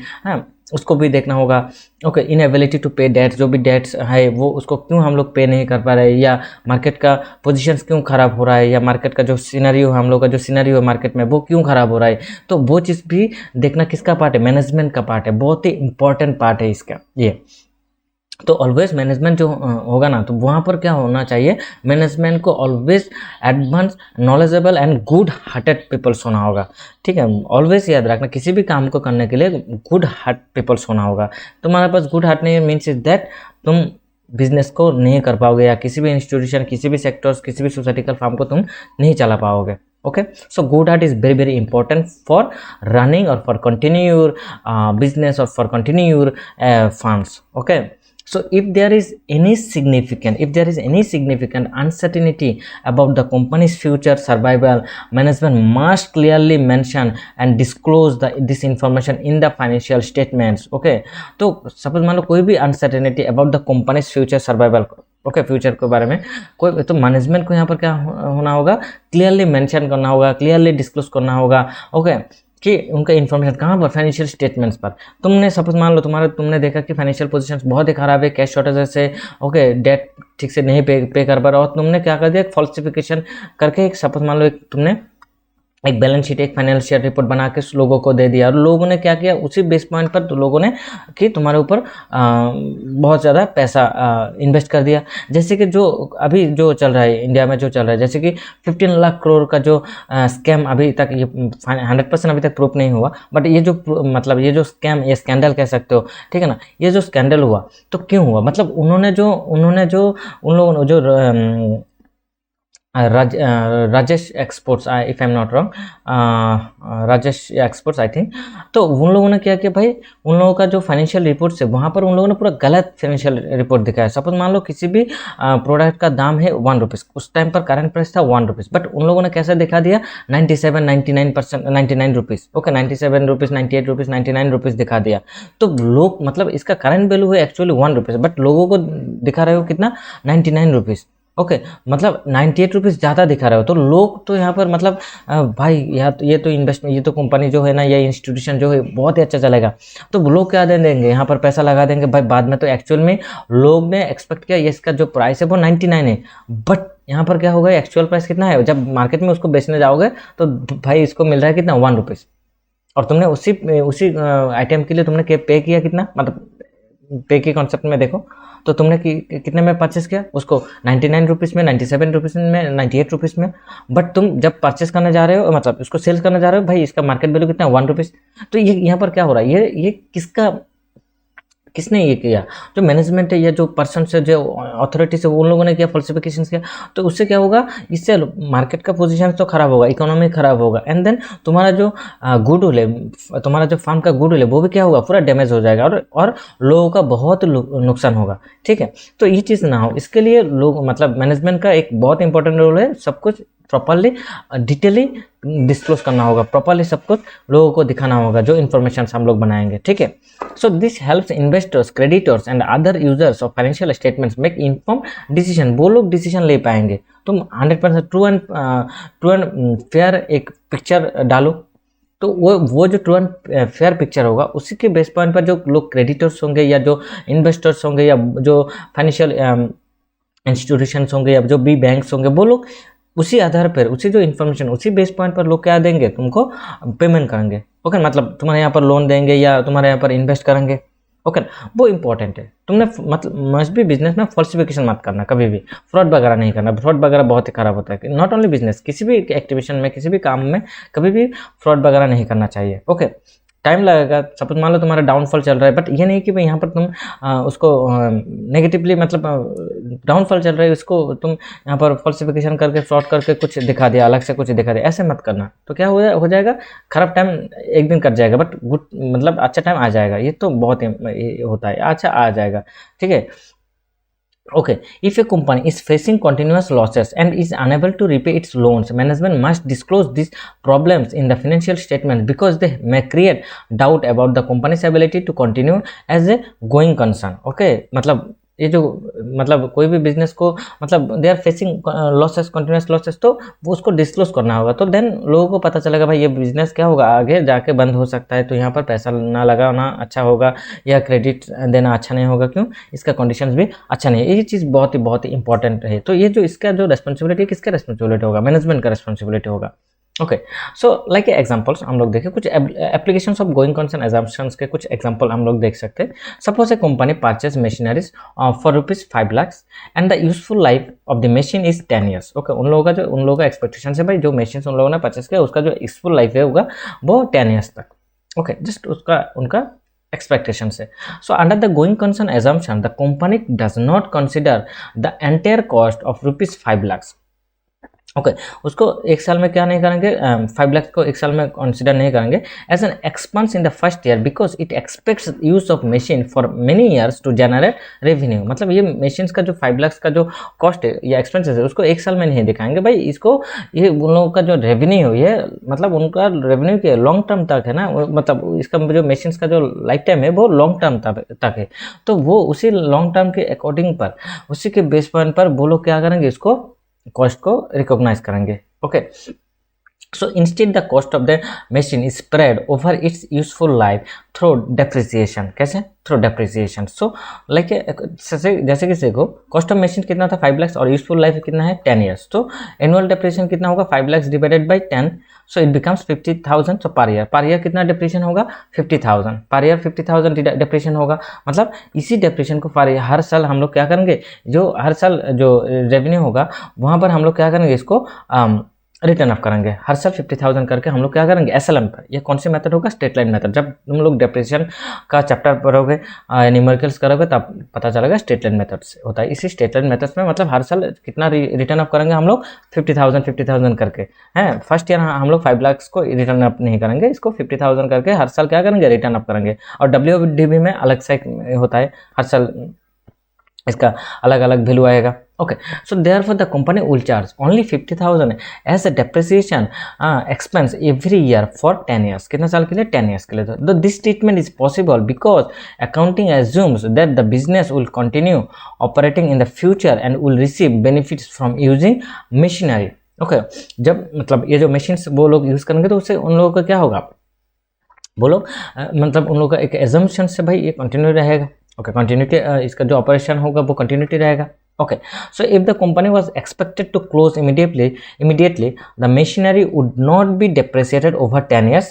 क्यों? जो मशीन्स को हम लोग सपोज मान लो ये कंपनी को हम लोग क्लोज कर रहे हैं, तो वहाँ पर क्या होगा? ये मशीन्स को हम लोग लॉन्ग टर्म पर नहीं दिखाएंगे या डेप्रिसिएशन को लॉन्ग टर्म में नहीं दिखाएंगे, 10 ईयर्स के लिए नहीं दिखाएंगे, इंस्टेड दिखा देंगे। Okay, so it would be valued based on it's immediate selling value. जो सेलिंग प्राइस होगा उसी को हम लोग दिखा देंगे। ओके, वहाँ पर उसी के ऊपर जो सेलिंग प्राइस होगा उसी के ऊपर हम लोग कंसीडर करेंगे। जैसे कि सपोज मान लो, जैसे कि हम लोगों ने बोला रिटर्न अप कैसे करेंगे? हर साल 50,000 करके। सपोज मान लो सेकंड ईयर हम लोग ये मशीन्स को या बिजनेस को बंद करना जा रहे हैं भाई, उस टाइम पर उसी जो वैल्यू होगा, सेलिंग वैल्यू होगा, उसी के ऊपर हम लोग ये जो कैलकुलेशन है इसको करेंगे। Okay, so the going concern assumption allows business to prepare financial statements in a realistic and systematic manner. तो यहाँ पर क्या होगा? जो going concern assumptions होगा, so allows business to prepare financial statements in a realistic and systematic manner होना होगा। भाई ये realistic होना होगा, systematically होना होगा। Okay,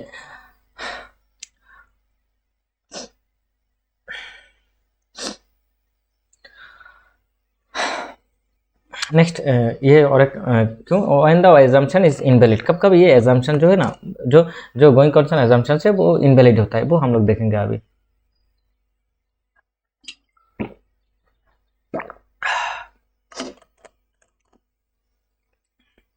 सो नाउ तो the going concern assumption is based on the belief of that a business will continue its operations in futures. Okay, so मतलब इनका जो assumption है वो फ्यूचर तक क्या होगा? मतलब इसका लॉन्ग टर्म मतलब अनलिमिटेड लाइफ एक्सपेक्टेशन से, ओके ना, बिजनेस का। So however this assumption may become invalid, कभी कभी इनवैलिड भी हो सकता है, if there are serious signs that the company may not be able to survive और कंटिन्यू इट्स नॉर्मल एक्टिविटीज। तो देन वो लोग क्या करेंगे? मतलब वो लोग देख रहे हैं भाई ये बिजनेस को, ये कंपनी को हम लोग सर्वाइव नहीं कर पाएंगे या कंटिन्यू नहीं रख पाएंगे, सो दैट हम लोगों को क्या करना होगा? इसी ये जो एजम्पशंस के ऊपर मतलब ये जो एजम्पशंस है वहाँ पर इनवैलिड हो जाएगा। जो मतलब जो गोइंग कंसर्न एजम्पशंस था वो क्या था? पहले जो ये कंटिन्यूटी में था, ओके ना, बट यहाँ पर ये क्या हो जाएगा? मतलब इनवैलिड हो जाएगा, मीन्स इज दैट ये जो गोइंग कंसर्न एजम्पशंस ये काम करना शुरू बंद कर देंगे। Okay, now so this science can be divided into 3 categories. एक है फाइनेंशियल इंडिकेटर्स, ओके, और एक होता है ऑपरेशनल इंडिकेटर्स, और एक है अदर्स इंडिकेटर्स। कुछ इस 10 इंडिकेटर्स के ऊपर क्या होता है? ये जो फार्म में ये जो एजम्पशन है ये इनवैलिड हो सकता है। जैसे कि फाइनेंशियल इंडिकेटर्स, तो financial problems are one of the major reasons. तो जो फाइनेंशियल प्रॉब्लम्स होगा, okay, are one of the major reasons, okay, that create doubt about a company's ability to continue. मतलब फाइनेंशियल शॉर्टेजेस आ जाएगा या financial crisis आ जाएगा या financial problems आ जाएगा, तो उससे क्या होगा? जब बिजनेस को हम लोग कंटिन्यूटी रखने में क्या हो जाएगा? हम लोग को मतलब प्रॉब्लम आ जाएगा, ठीक है ना। तो इसका कुछ इंडिकेटर्स क्योंकि हो सकते हैं, जो फाइनेंशियल इंडिकेटर्स कुछ इसका इंपॉर्टेंट फाइनेंशियल इंडिकेटर्स होता है जैसे कि सब मान लो कंटिन्यूस ऑपरेटिंग लॉसेस। तो कंटिन्यूअसली हम लोग क्या हो रहा है भाई? लॉस हो रहा है, मतलब कंटिन्यूसली हम लोगों को क्या हो रहा है भाई? लॉस हो रहा है। तो देन हम लोग क्या करेंगे भाई? इस बिजनेस को बंद करना चाहेंगे। Okay, so when a company suffers losses repeatedly for long period and unable to generate profit, तो देन उस टाइम पर वो लोग क्या करेंगे? इस बिजनेस को डिसकंटिन्यू करना चाहेंगे। Okay, next is negative cash flows. जो कैश फ्लोस है वो नेगेटिव में आ रहा है, मतलब जो कैश इनफ्लो होना चाहिए था उससे कैश आउटफ्लो ज़्यादा हो रहा है, मतलब कैश आउटफ्लो ज़्यादा हो रहा है, एंड देन उसके वजह से कैश शॉर्टेजेस हो रहा है। तो कैश शॉर्टेजेस हो रहा है तो देन ये बिजनेस को कंटिन्यू रखना बहुत ही मुश्किल हो रहा है। ओके, और कैश शॉर्टेजेस हो रहा है तो देन हम लोग का जो वर्किंग कैपिटल होगा बिजनेस में, वर्किंग कैपिटल हम लोग मैनेज नहीं कर पा रहे हैं, तो देन बिजनेस का जो ऑपरेशन होता है या बिजनेस का जो एक्टिविटीज़ होता है उसको हम लोग कंटिन्यू नहीं कर पा रहा है। ओके ना, तो ये जो चीज़ होगा तो इससे क्या होगा, मतलब हम लोगों को प्रॉब्लम अराइज होगा, बिजनेस को क्या होगा, प्रॉब्लम अराइज होगा। ओके सो जब ये चीज़ हो जाएगा, नेगेटिव कैश फ्लो हो जाएगा, तब हम लोग क्या करेंगे, हम लोगों को क्या करना होगा, मतलब हम लोग we can take decisions to close the business, okay ना, और to discontinue the business. Okay so when cash outflows are continuously higher than cash inflows making it difficult for the company to run daily operations, मतलब जो daily operation है, मतलब cash daily operation मतलब जो daily activities होगा, okay ना, उसके लिए हम लोगों को क्या चाहिए, जो वर्किंग कैपिटल बहुत इंपॉर्टेंट है बिजनेस में, फिक्स्ड कैपिटल से जितना इंपॉर्टेंट है उससे ज़्यादा इंपॉर्टेंट होता है वर्किंग कैपिटल, याद रखना। जो जो फिक्स्ड एसेट्स होता है, फिक्स्ड कैपिटल्स होता है, उससे ज़्यादा इंपॉर्टेंस क्या होगा, वर्किंग कैपिटल। क्यों, वर्किंग कैपिटल से जो हम लोग का डेली एक्टिविटीज़ होता है या डेली ऑपरेशन होता है उसको हम लोग मैनेज कर सकते हैं। ओके, डेली ऑपरेशन या डेली एक्टिविटीज़ को करने के लिए हम लोगों के पास ऑपरेशन मतलब वर्किंग कैपिटल होना होगा, वर्किंग कैश होना होगा। तो वर्किंग कैश नहीं होगा तो देन हम लोग बिजनेस कंटिन्यू नहीं कर पाएंगे, हम लोग गुड्स परचेज नहीं कर पाएंगे फॉर रीसेलिंग पर्पसेस, या लेबर पेमेंट नहीं कर पाएंगे, या अदर्स एक्सपेंसेस जो होता है, डेली एक्सपेंडिचर जो होता है उसको हम लोग पे नहीं कर पाएंगे, तो देन बिजनेस डिसकंटिन्यू में हो जाएगा। ओके, ऐसे बहुत सारे, फॉर एन एग्जाम्पल सपोज मान लो तुमने घर से 20 लाख लिया, उसमें सपोज मान लो 19 लाख तुमने फिक्स्ड एसेट्स में इन्वेस्ट कर दिया, बट तुम्हारे पास और बाकी है कितना, 1 लाख। तो 1 लाख में जो तुम बिजनेस को कंटिन्यू रखना चाहोगे तो वो नहीं कर पाओगे। क्यों, मैक्सिमम अमाउंट कहाँ इन्वेस्ट कर दिया भाई, जहाँ पर नॉन वर्किंग कैपिटल में रख दिया। ओके, उससे क्या नहीं हो रहा है भाई, ये यहाँ से रेवेन्यू जनरेट नहीं हो रहा है ना, जो फिक्स्ड एसेट्स है वहाँ से तो रेवेन्यू जनरेट नहीं हो रहा है, ठीक है ना। तो रेवेन्यू जनरेट करने के लिए तो वर्किंग कैपिटल चाहिए, जो गुड्स चाहिए वो तो नहीं है तुम्हारे पास, बेचने के लिए नहीं है, या रॉ मटेरियल परचेस करने के लिए तुम्हारे पास पैसा नहीं है, तो यहाँ पर प्रॉब्लम आ जाएगा। तो इस टाइम पर डिसकंटिन्यू, मतलब लोग डिसकंटिन्यू करना चाहते हैं। Loan defaults, so when a company fails to repay loans और इंटरेस्ट पेमेंट्स ऑन टाइम, तो तब भी क्या हो सकता है, प्रॉब्लम मार्केट में ड्यू डेट आ जाएगा, तो डेट ज़्यादा हो जाएगा, तो तब देन फ्यूचर में जाके प्रॉब्लम हो जाएगा। ओके ना, तो रीपे नहीं कर पा रहे, बिजनेस नहीं हो रहा है, तो रीपे कैसे करेंगे। ओके ना, so negative working capital, so negative when current liabilities are higher than current assets, so indicating difficulty in meeting short term obligation. जो भी शॉर्ट टर्म ऑब्लिगेशन होगा, जो हम लोगों ने कैश नेगेटिव कैश फ्लो के बारे में बोला, तो वहाँ पर नेगेटिव वर्किंग कैपिटल काम करना शुरू, मतलब करंट लायबिलिटीज क्या है, ज़्यादा है किससे, करंट एसेट्स से, तो देन मतलब तुमको ज़्यादा पेमेंट करना हो रहा है, बट तुम्हारे पास जो करंट एसेट्स है वो नहीं है ठीक ठाक, तो तुम कैसे बिजनेस करोगे। तो ये यहाँ पर एक प्रॉब्लम आ जाएगा। तो बिजनेस को कंटिन्यू रखने के लिए या किसी भी बिजनेस को करने के लिए हम लोगों के पास क्या इंपॉर्टेंट है, वर्किंग कैपिटल बहुत इंपॉर्टेंट है, ये बहुत, इसको याद रखना।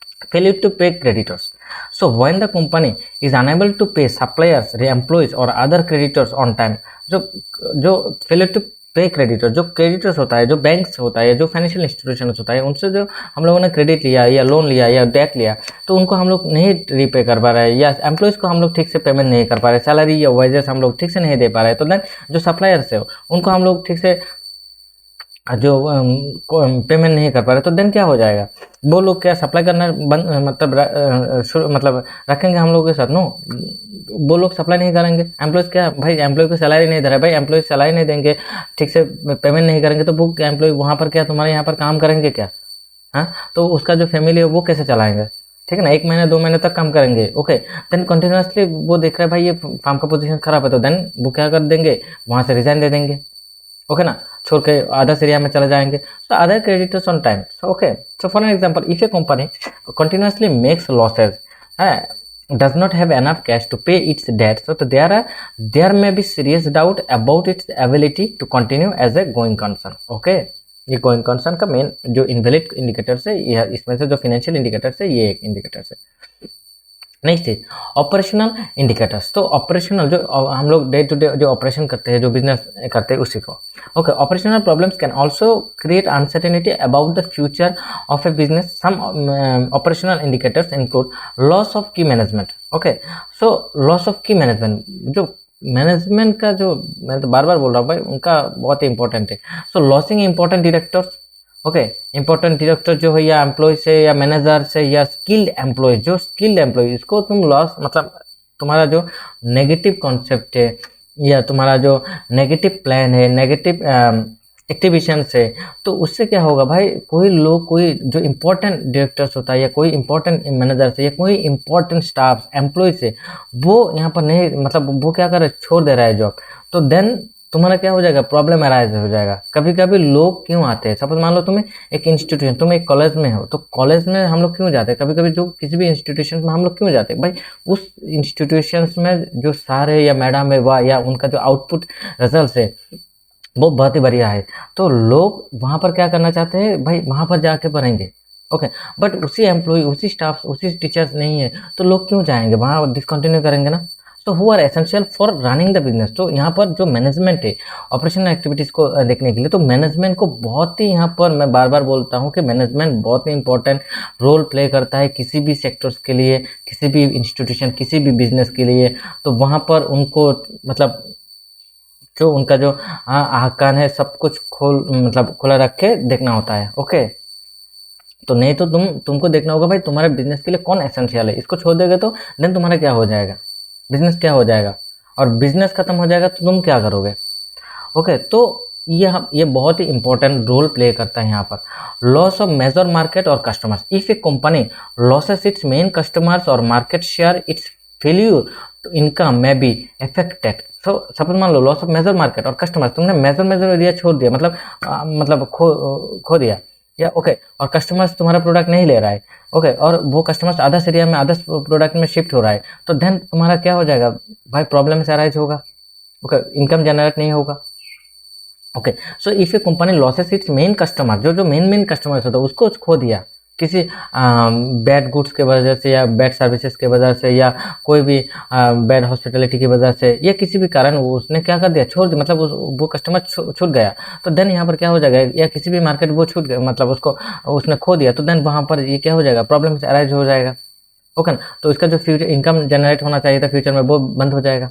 तो ये भी क्या होता है, एक मेजर प्रॉब्लम्स होता है। लीगल प्रॉब्लम, तो serious law suit, government actions और लीगल डिस्प्यूट्स में भी थ्रेटन द कंपनी सर्वाइवल। तो ऐसे बहुत सारे, इंडिया में भी बहुत सारे ऐसे देखता हूँ कि बहुत सारे लीगल प्रॉब्लम्स होता है किसी, बहुत सारे कंपनी से, बहुत सारे इंस्टीट्यूशन, वो जो ये जो गवर्नमेंट एक्शंस या सीरियस लॉ सूट्स के कारण या लीगल डिस्प्यूट्स के कारण है, वो लोग या कुछ भी अदर्स एरिया का कुछ भी थ्रेटन के कारण क्या हो सकता है, वो लोग बिजनेस को डिसकंटिन्यू करता है। तो ये प्रॉब्लम्स अराइज होता है, इसमें भी ये जो कंटिन्यूटी, जो गोइंग कंसर्न एग्जाम्पशन है वो काम नहीं करेंगे। Planned liquidation. Okay, so if management decides to close the business and sell its assets, the going concern assumption becomes invalid, becomes क्या हो जाएगा, invalid liquidation के टाइम पर। ओके, सो लिक्विडेशन मतलब जो भी एसेट्स वगैरह जो कैश में ट्रांसफर होगा। Okay, so now if a company depends on one major customer for most of its sales, and that customer leaves, the company may face difficulty continuing its operations. Okay, ये बहुत ही important है। मैं जो बार बार बोलता हूँ कि मैनेजमेंट बहुत ही इंपॉर्टेंट है, उसको सब कुछ देखना होगा। जब भी तुम लोग बिजनेस करोगे, बिजनेस एक्टिवेशन करोगे, तो या किसी भी फार्म में जाकर काम करोगे, तो तब तुमको हर किसी एरिया में तुमको देखना होगा, एंड प्लस गुड हार्ट होना होगा। Other indicators, so apart from financial and operational issues, certain external events can also affect a company's ability to continue. कुछ अदर्स इश्यूज होता है, अदर्स इंडिकेटर्स होता है, जिससे क्या होता है, जो कंपनी से या जो भी फार्म से या जो भी बिजनेस ऑर्गेनाइजेशन है वो डिसकंटिन्यू करना चाहते हैं। ओके, सो एक नेचुरल डिजास्टर्स, कुछ नेचुरल डिजास्टर्स हुआ ऐसे, जो कोविड के टाइम पर, कोविड जो हुआ था 2020 एंड 2021 के टाइम पर, उस टाइम पर बहुत सारे जो एंटरप्रेन्योर थे या स्टार्टअप के बिजनेस, मतलब स्टार्टअप बिजनेस स्टार्ट किया, तो वो भी डिजॉल्व, मतलब प्रॉब्लम्स में आ गए। या सपोज मान लो कोई भी नेचुरल डिजास्टर्स हुआ, कोई भी बड़ा फ्लड हुआ, या कोई भी सुनामी, या कुछ भी हो सकता है, होने के वजह से क्या हो सकता है, कभी कभी ये जो उनका जो बिजनेस है वो क्या हो सकता है, डिसकंटिन्यू करना चाहते हैं, मतलब ये एक्सीडेंटली डिसकंटिन्यू हो जाता है। Events such as earthquakes, floods, or fires that destroy business facilities and interrupt operations, मतलब ऐसा पोजीशन आ गया कि बिजनेस को मतलब ऐसा earthquake, ऐसा फ्लड, ऐसा फायर ने डिस्ट्रॉय किया कि भाई, मतलब सेकेंडली बिजनेस को स्टार्ट करना बहुत ही प्रॉब्लम में आ गए। तो ये हो सकता है, ठीक है ना। गवर्नमेंट गवर्नमेंट टेक ओवर और restrictions that prevent the company from operating normally. तो गवर्नमेंट ने कुछ प्रिवेंट लगा दिया, कुछ एक्शन लिया, जैसे कि सपोज मान लो जैसे कि बिहार में जो पहले लोग जो ये जो फॉरेन लिकर लोग बेचते थे, बट देन गवर्नमेंट ने स्ट्रिक्ट एक्शन लिया, तो क्या हो गया, वहाँ पर जाके बंद हो गया।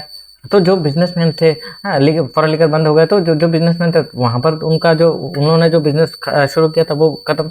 ओके, तो उन लोगों ने सोचा भाई मैं तो बिजनेस को, मेरा बिजनेस तो कंटिन्यू रहेगा, मैं तो बहुत अमीर बन जाऊंगा, बट गवर्नमेंट ने बोल दिया भाई तुमको अमीर नहीं बनना होगा, तुम तो सोसाइटी को खराब कर रहे हो, देन तुम अभी बंद हो जाओ, तुम ही खुद बंद हो जाओ, तुम अलग कोई रास्ता देखो, उससे तुम पैसा बनाओ, तुम अमीर बन जाओ, ठीक है, कोई नो इशू, बट तुम ये फॉरेन लिकर, हम लोगों ने जो फॉरेन लिकर के लिए हम लोगों ने जो लाइसेंस पकड़ दिया उसको हम लोगों ने मतलब अभी बंद कर रहे हैं। ओके, तुमको डिसकंटिन्यू, तो ये हो सकता है। And changes in regulations, new laws and और regulation that make the companies products और business model impossible to continue. तो कुछ भी रेगुलेशंस में चेंजेस आया तो उस वजह से क्या होगा, जो भी प्रोडक्ट्स वगैरह है या बिजनेस मॉडल है उसको क्या करना, मतलब कभी कभी ऐसा भी आ सकता है कोई भी प्रोडक्ट के ऊपर कुछ रेस्ट्रिक्शन लगा दिया या रूल्स एंड रेगुलेशन चेंज कर दिया, तो देन जो है ना, तो बिजनेस मॉडल को क्या हो गया, बिजनेस मॉडल को कंटिन्यू रखना टफ हो गया। जैसे कि सपोज मान लो कि जैसे कि प्लास्टिक बैग्स, तो प्लास्टिक बैग मतलब यूज़ करना गवर्नमेंट ने क्या कर दिया, रेस्ट्रिक्शन जारी कर दिया।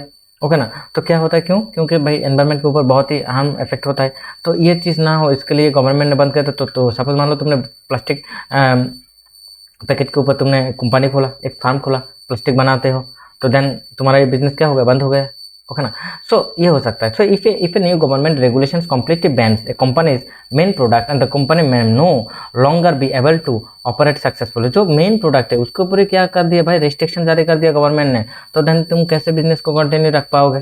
तो बहुत ही इंपॉर्टेंट है ये सब जो इंडिकेटर्स है ना, इसी इंडिकेटर से क्या होता है, इसी इंडिकेटर से क्या होता है भाई, बिजनेस डिसकंटिन्यू, मतलब ये जो गोइंग कंसर्न एजम्पशन है वो इनवैलिड हो सकता है।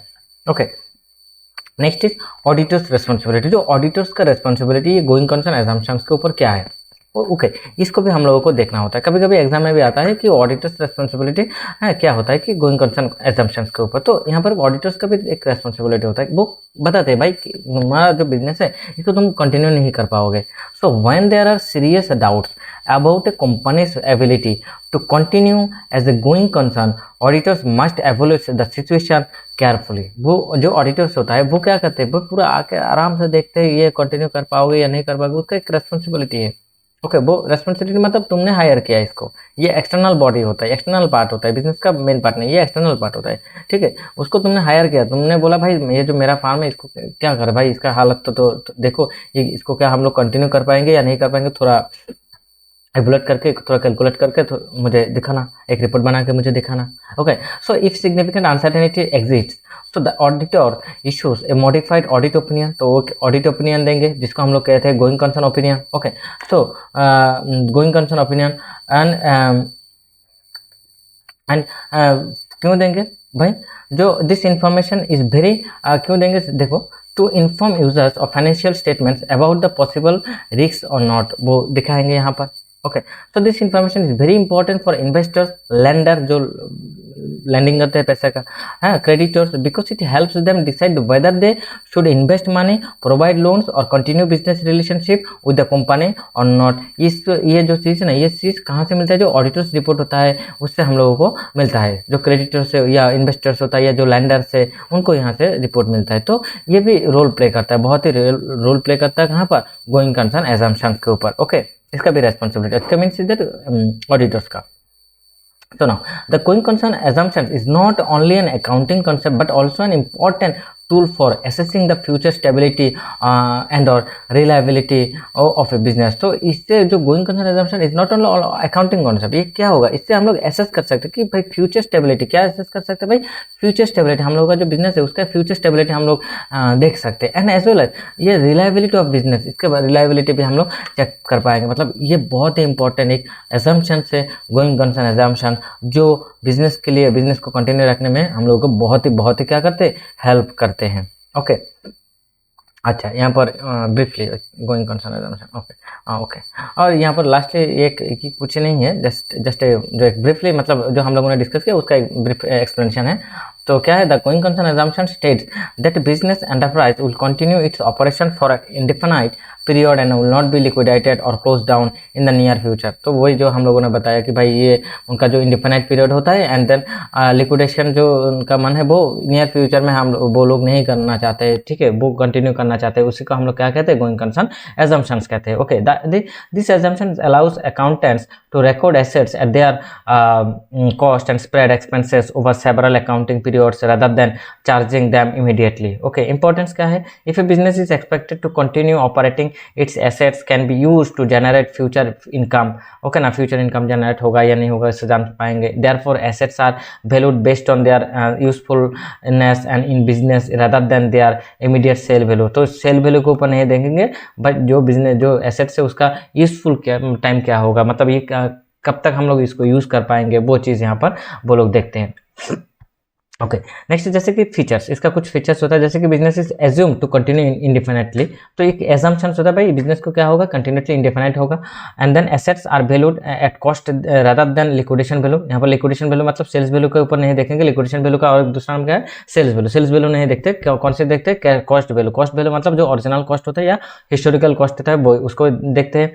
Expenses are distributed over useful life. जो एक्सपेंसेस होगा उसको क्या करेंगे, यूजफुल मतलब इसको ओवर टाइम तक, ओवर यूजफुल लाइफ तक, जब तक यूज करेंगे तब तक इसको क्या करेंगे वो लोग डिस्ट्रीब्यूट करेंगे, मतलब रिटर्न अप करेंगे जब तक चलेगा। जो बिजनेस जो एग्जांपल हम लोगों ने लिया था ना, जैसे कि कोई भी मशीन, एक मशीन परचेस किया 5 लाख में, उसका जो ड्यू मतलब यूजफुल लाइफ है सपोज मान लो 10 ईयर्स, तो हर साल कितना करके डिप्रेशन होगा 50,000। तो वही 50,000 क्या होगा, वो जो 50,000 होगा उसी 50,000 को हम लोग हर साल मतलब 50,000 करके हम लोग क्या करेंगे, हर साल डिडक्ट करेंगे या रिटर्न अप करेंगे। ओके ना, वो चीज़। ओके, मतलब हर मतलब डिस्ट्रीब्यूट करेंगे यूजफुल लाइफ तक। So financial records are maintain continuously. Financial जो रिकॉर्ड्स होगा वो क्या करेंगे, मेंटेन करेंगे कंटिन्यूअसली। ओके, तो ये जो ब्रीफ एक्सप्लेनेशन होता है तो बहुत ही इंपॉर्टेंट एक कॉन्सेप्ट हम लोगों ने आज डिस्कस किया, वो है क्या, going concern assumptions. The going concern assumptions provide stability in accounting, allows business to prepare realistic financial statements. Okay, तो यहाँ से एक रियलिस्टिक फाइनेंशियल स्टेटमेंट हम लोग प्रिपेयर कर सकते हैं, एज वेल एज जो बिजनेस को हम लोग कंटिन्यू कर पाएंगे या नहीं कर पाएंगे, ये जो चीज़ है ना, ये हम लोग कहाँ से जान पाते हैं, बाय गोइंग कंसर्न एजम्पशन से जान सकते हैं। तो ये जो फंडामेंटल हम लोग का जो एजम्पशन है उसमें जो 3 पार्ट था ना, एक है going concern assumption, actual assumption तो और एक कंटिन्यूटी एजम्पशन। तो ये यहाँ आज तक मतलब अभी जो हम लोगों ने डिस्कस किया वो है गोइंग कंसर्न एजम्पशन। तो नेक्स्ट जो हम लोग डिस्कस करेंगे मतलब पूरा डिटेल क्लास डिस्कस करेंगे। ओके, 11 में हम लोग जो फाउंडेशन लेवल है उससे हम लोग मतलब वहाँ से लेके अब तो फ्रॉम द 11 हम लोग को जो हम लोग PhD तक जाएंगे, तो तब तक या हम लोग किसी भी प्रोफेशनल कोर्स या नॉन प्रोफेशनल कोर्स में जब तक जाए और सर्टिफिकेशन कोर्स के लिए जाएंगे, तब मतलब वहाँ तक हम लोगों को ये जो डिटेल डिस्कशन है वहाँ वो जाकर हम लोगों को हेल्प होगा। तो अभी पढ़ लेंगे तो मतलब फ्यूचर में भी जो ये काम आ जाएगा, बार बार एक ही चीज़ को नहीं पढ़ना होता है, ठीक है। ये एक बार पढ़ लिया तो इसमें हम लोगों को पूरा डिटेल क्लियर हो गया भाई ये क्या होता है, इससे ये कैसे कैसे काम करता है, ये कब कब कैसे इनवैलिड हो सकता है, इसका पूरा हम लोगों ने डिटेल डिस्कस किया। और जो भी क्लास होगा हम लोगों का, हर class short means that 2 minute का क्लास, 2 मिनट से नहीं होगा भाई, पूरा डिटेल डिस्कशन होगा, क्या क्या हो सकता है, कुछ each and every topics, each and every angles हम लोग यहाँ पर डिस्कस करेंगे। ओके, नेक्स्ट जो होगा वो होगा कंसिस्टेंसी एजम्पशंस। ओके, सो तब तक thank you to all and आप खुद का ख्याल रखना। ओके, एंड प्लेलिस्ट में जो वगैरह जो कुछ भी है वो देख लेना, और कुछ भी इश्यू होगा तो मस्ट भी कमेंट कर देना। Okay, thank you to all. Okay, अपना ख्याल रखना।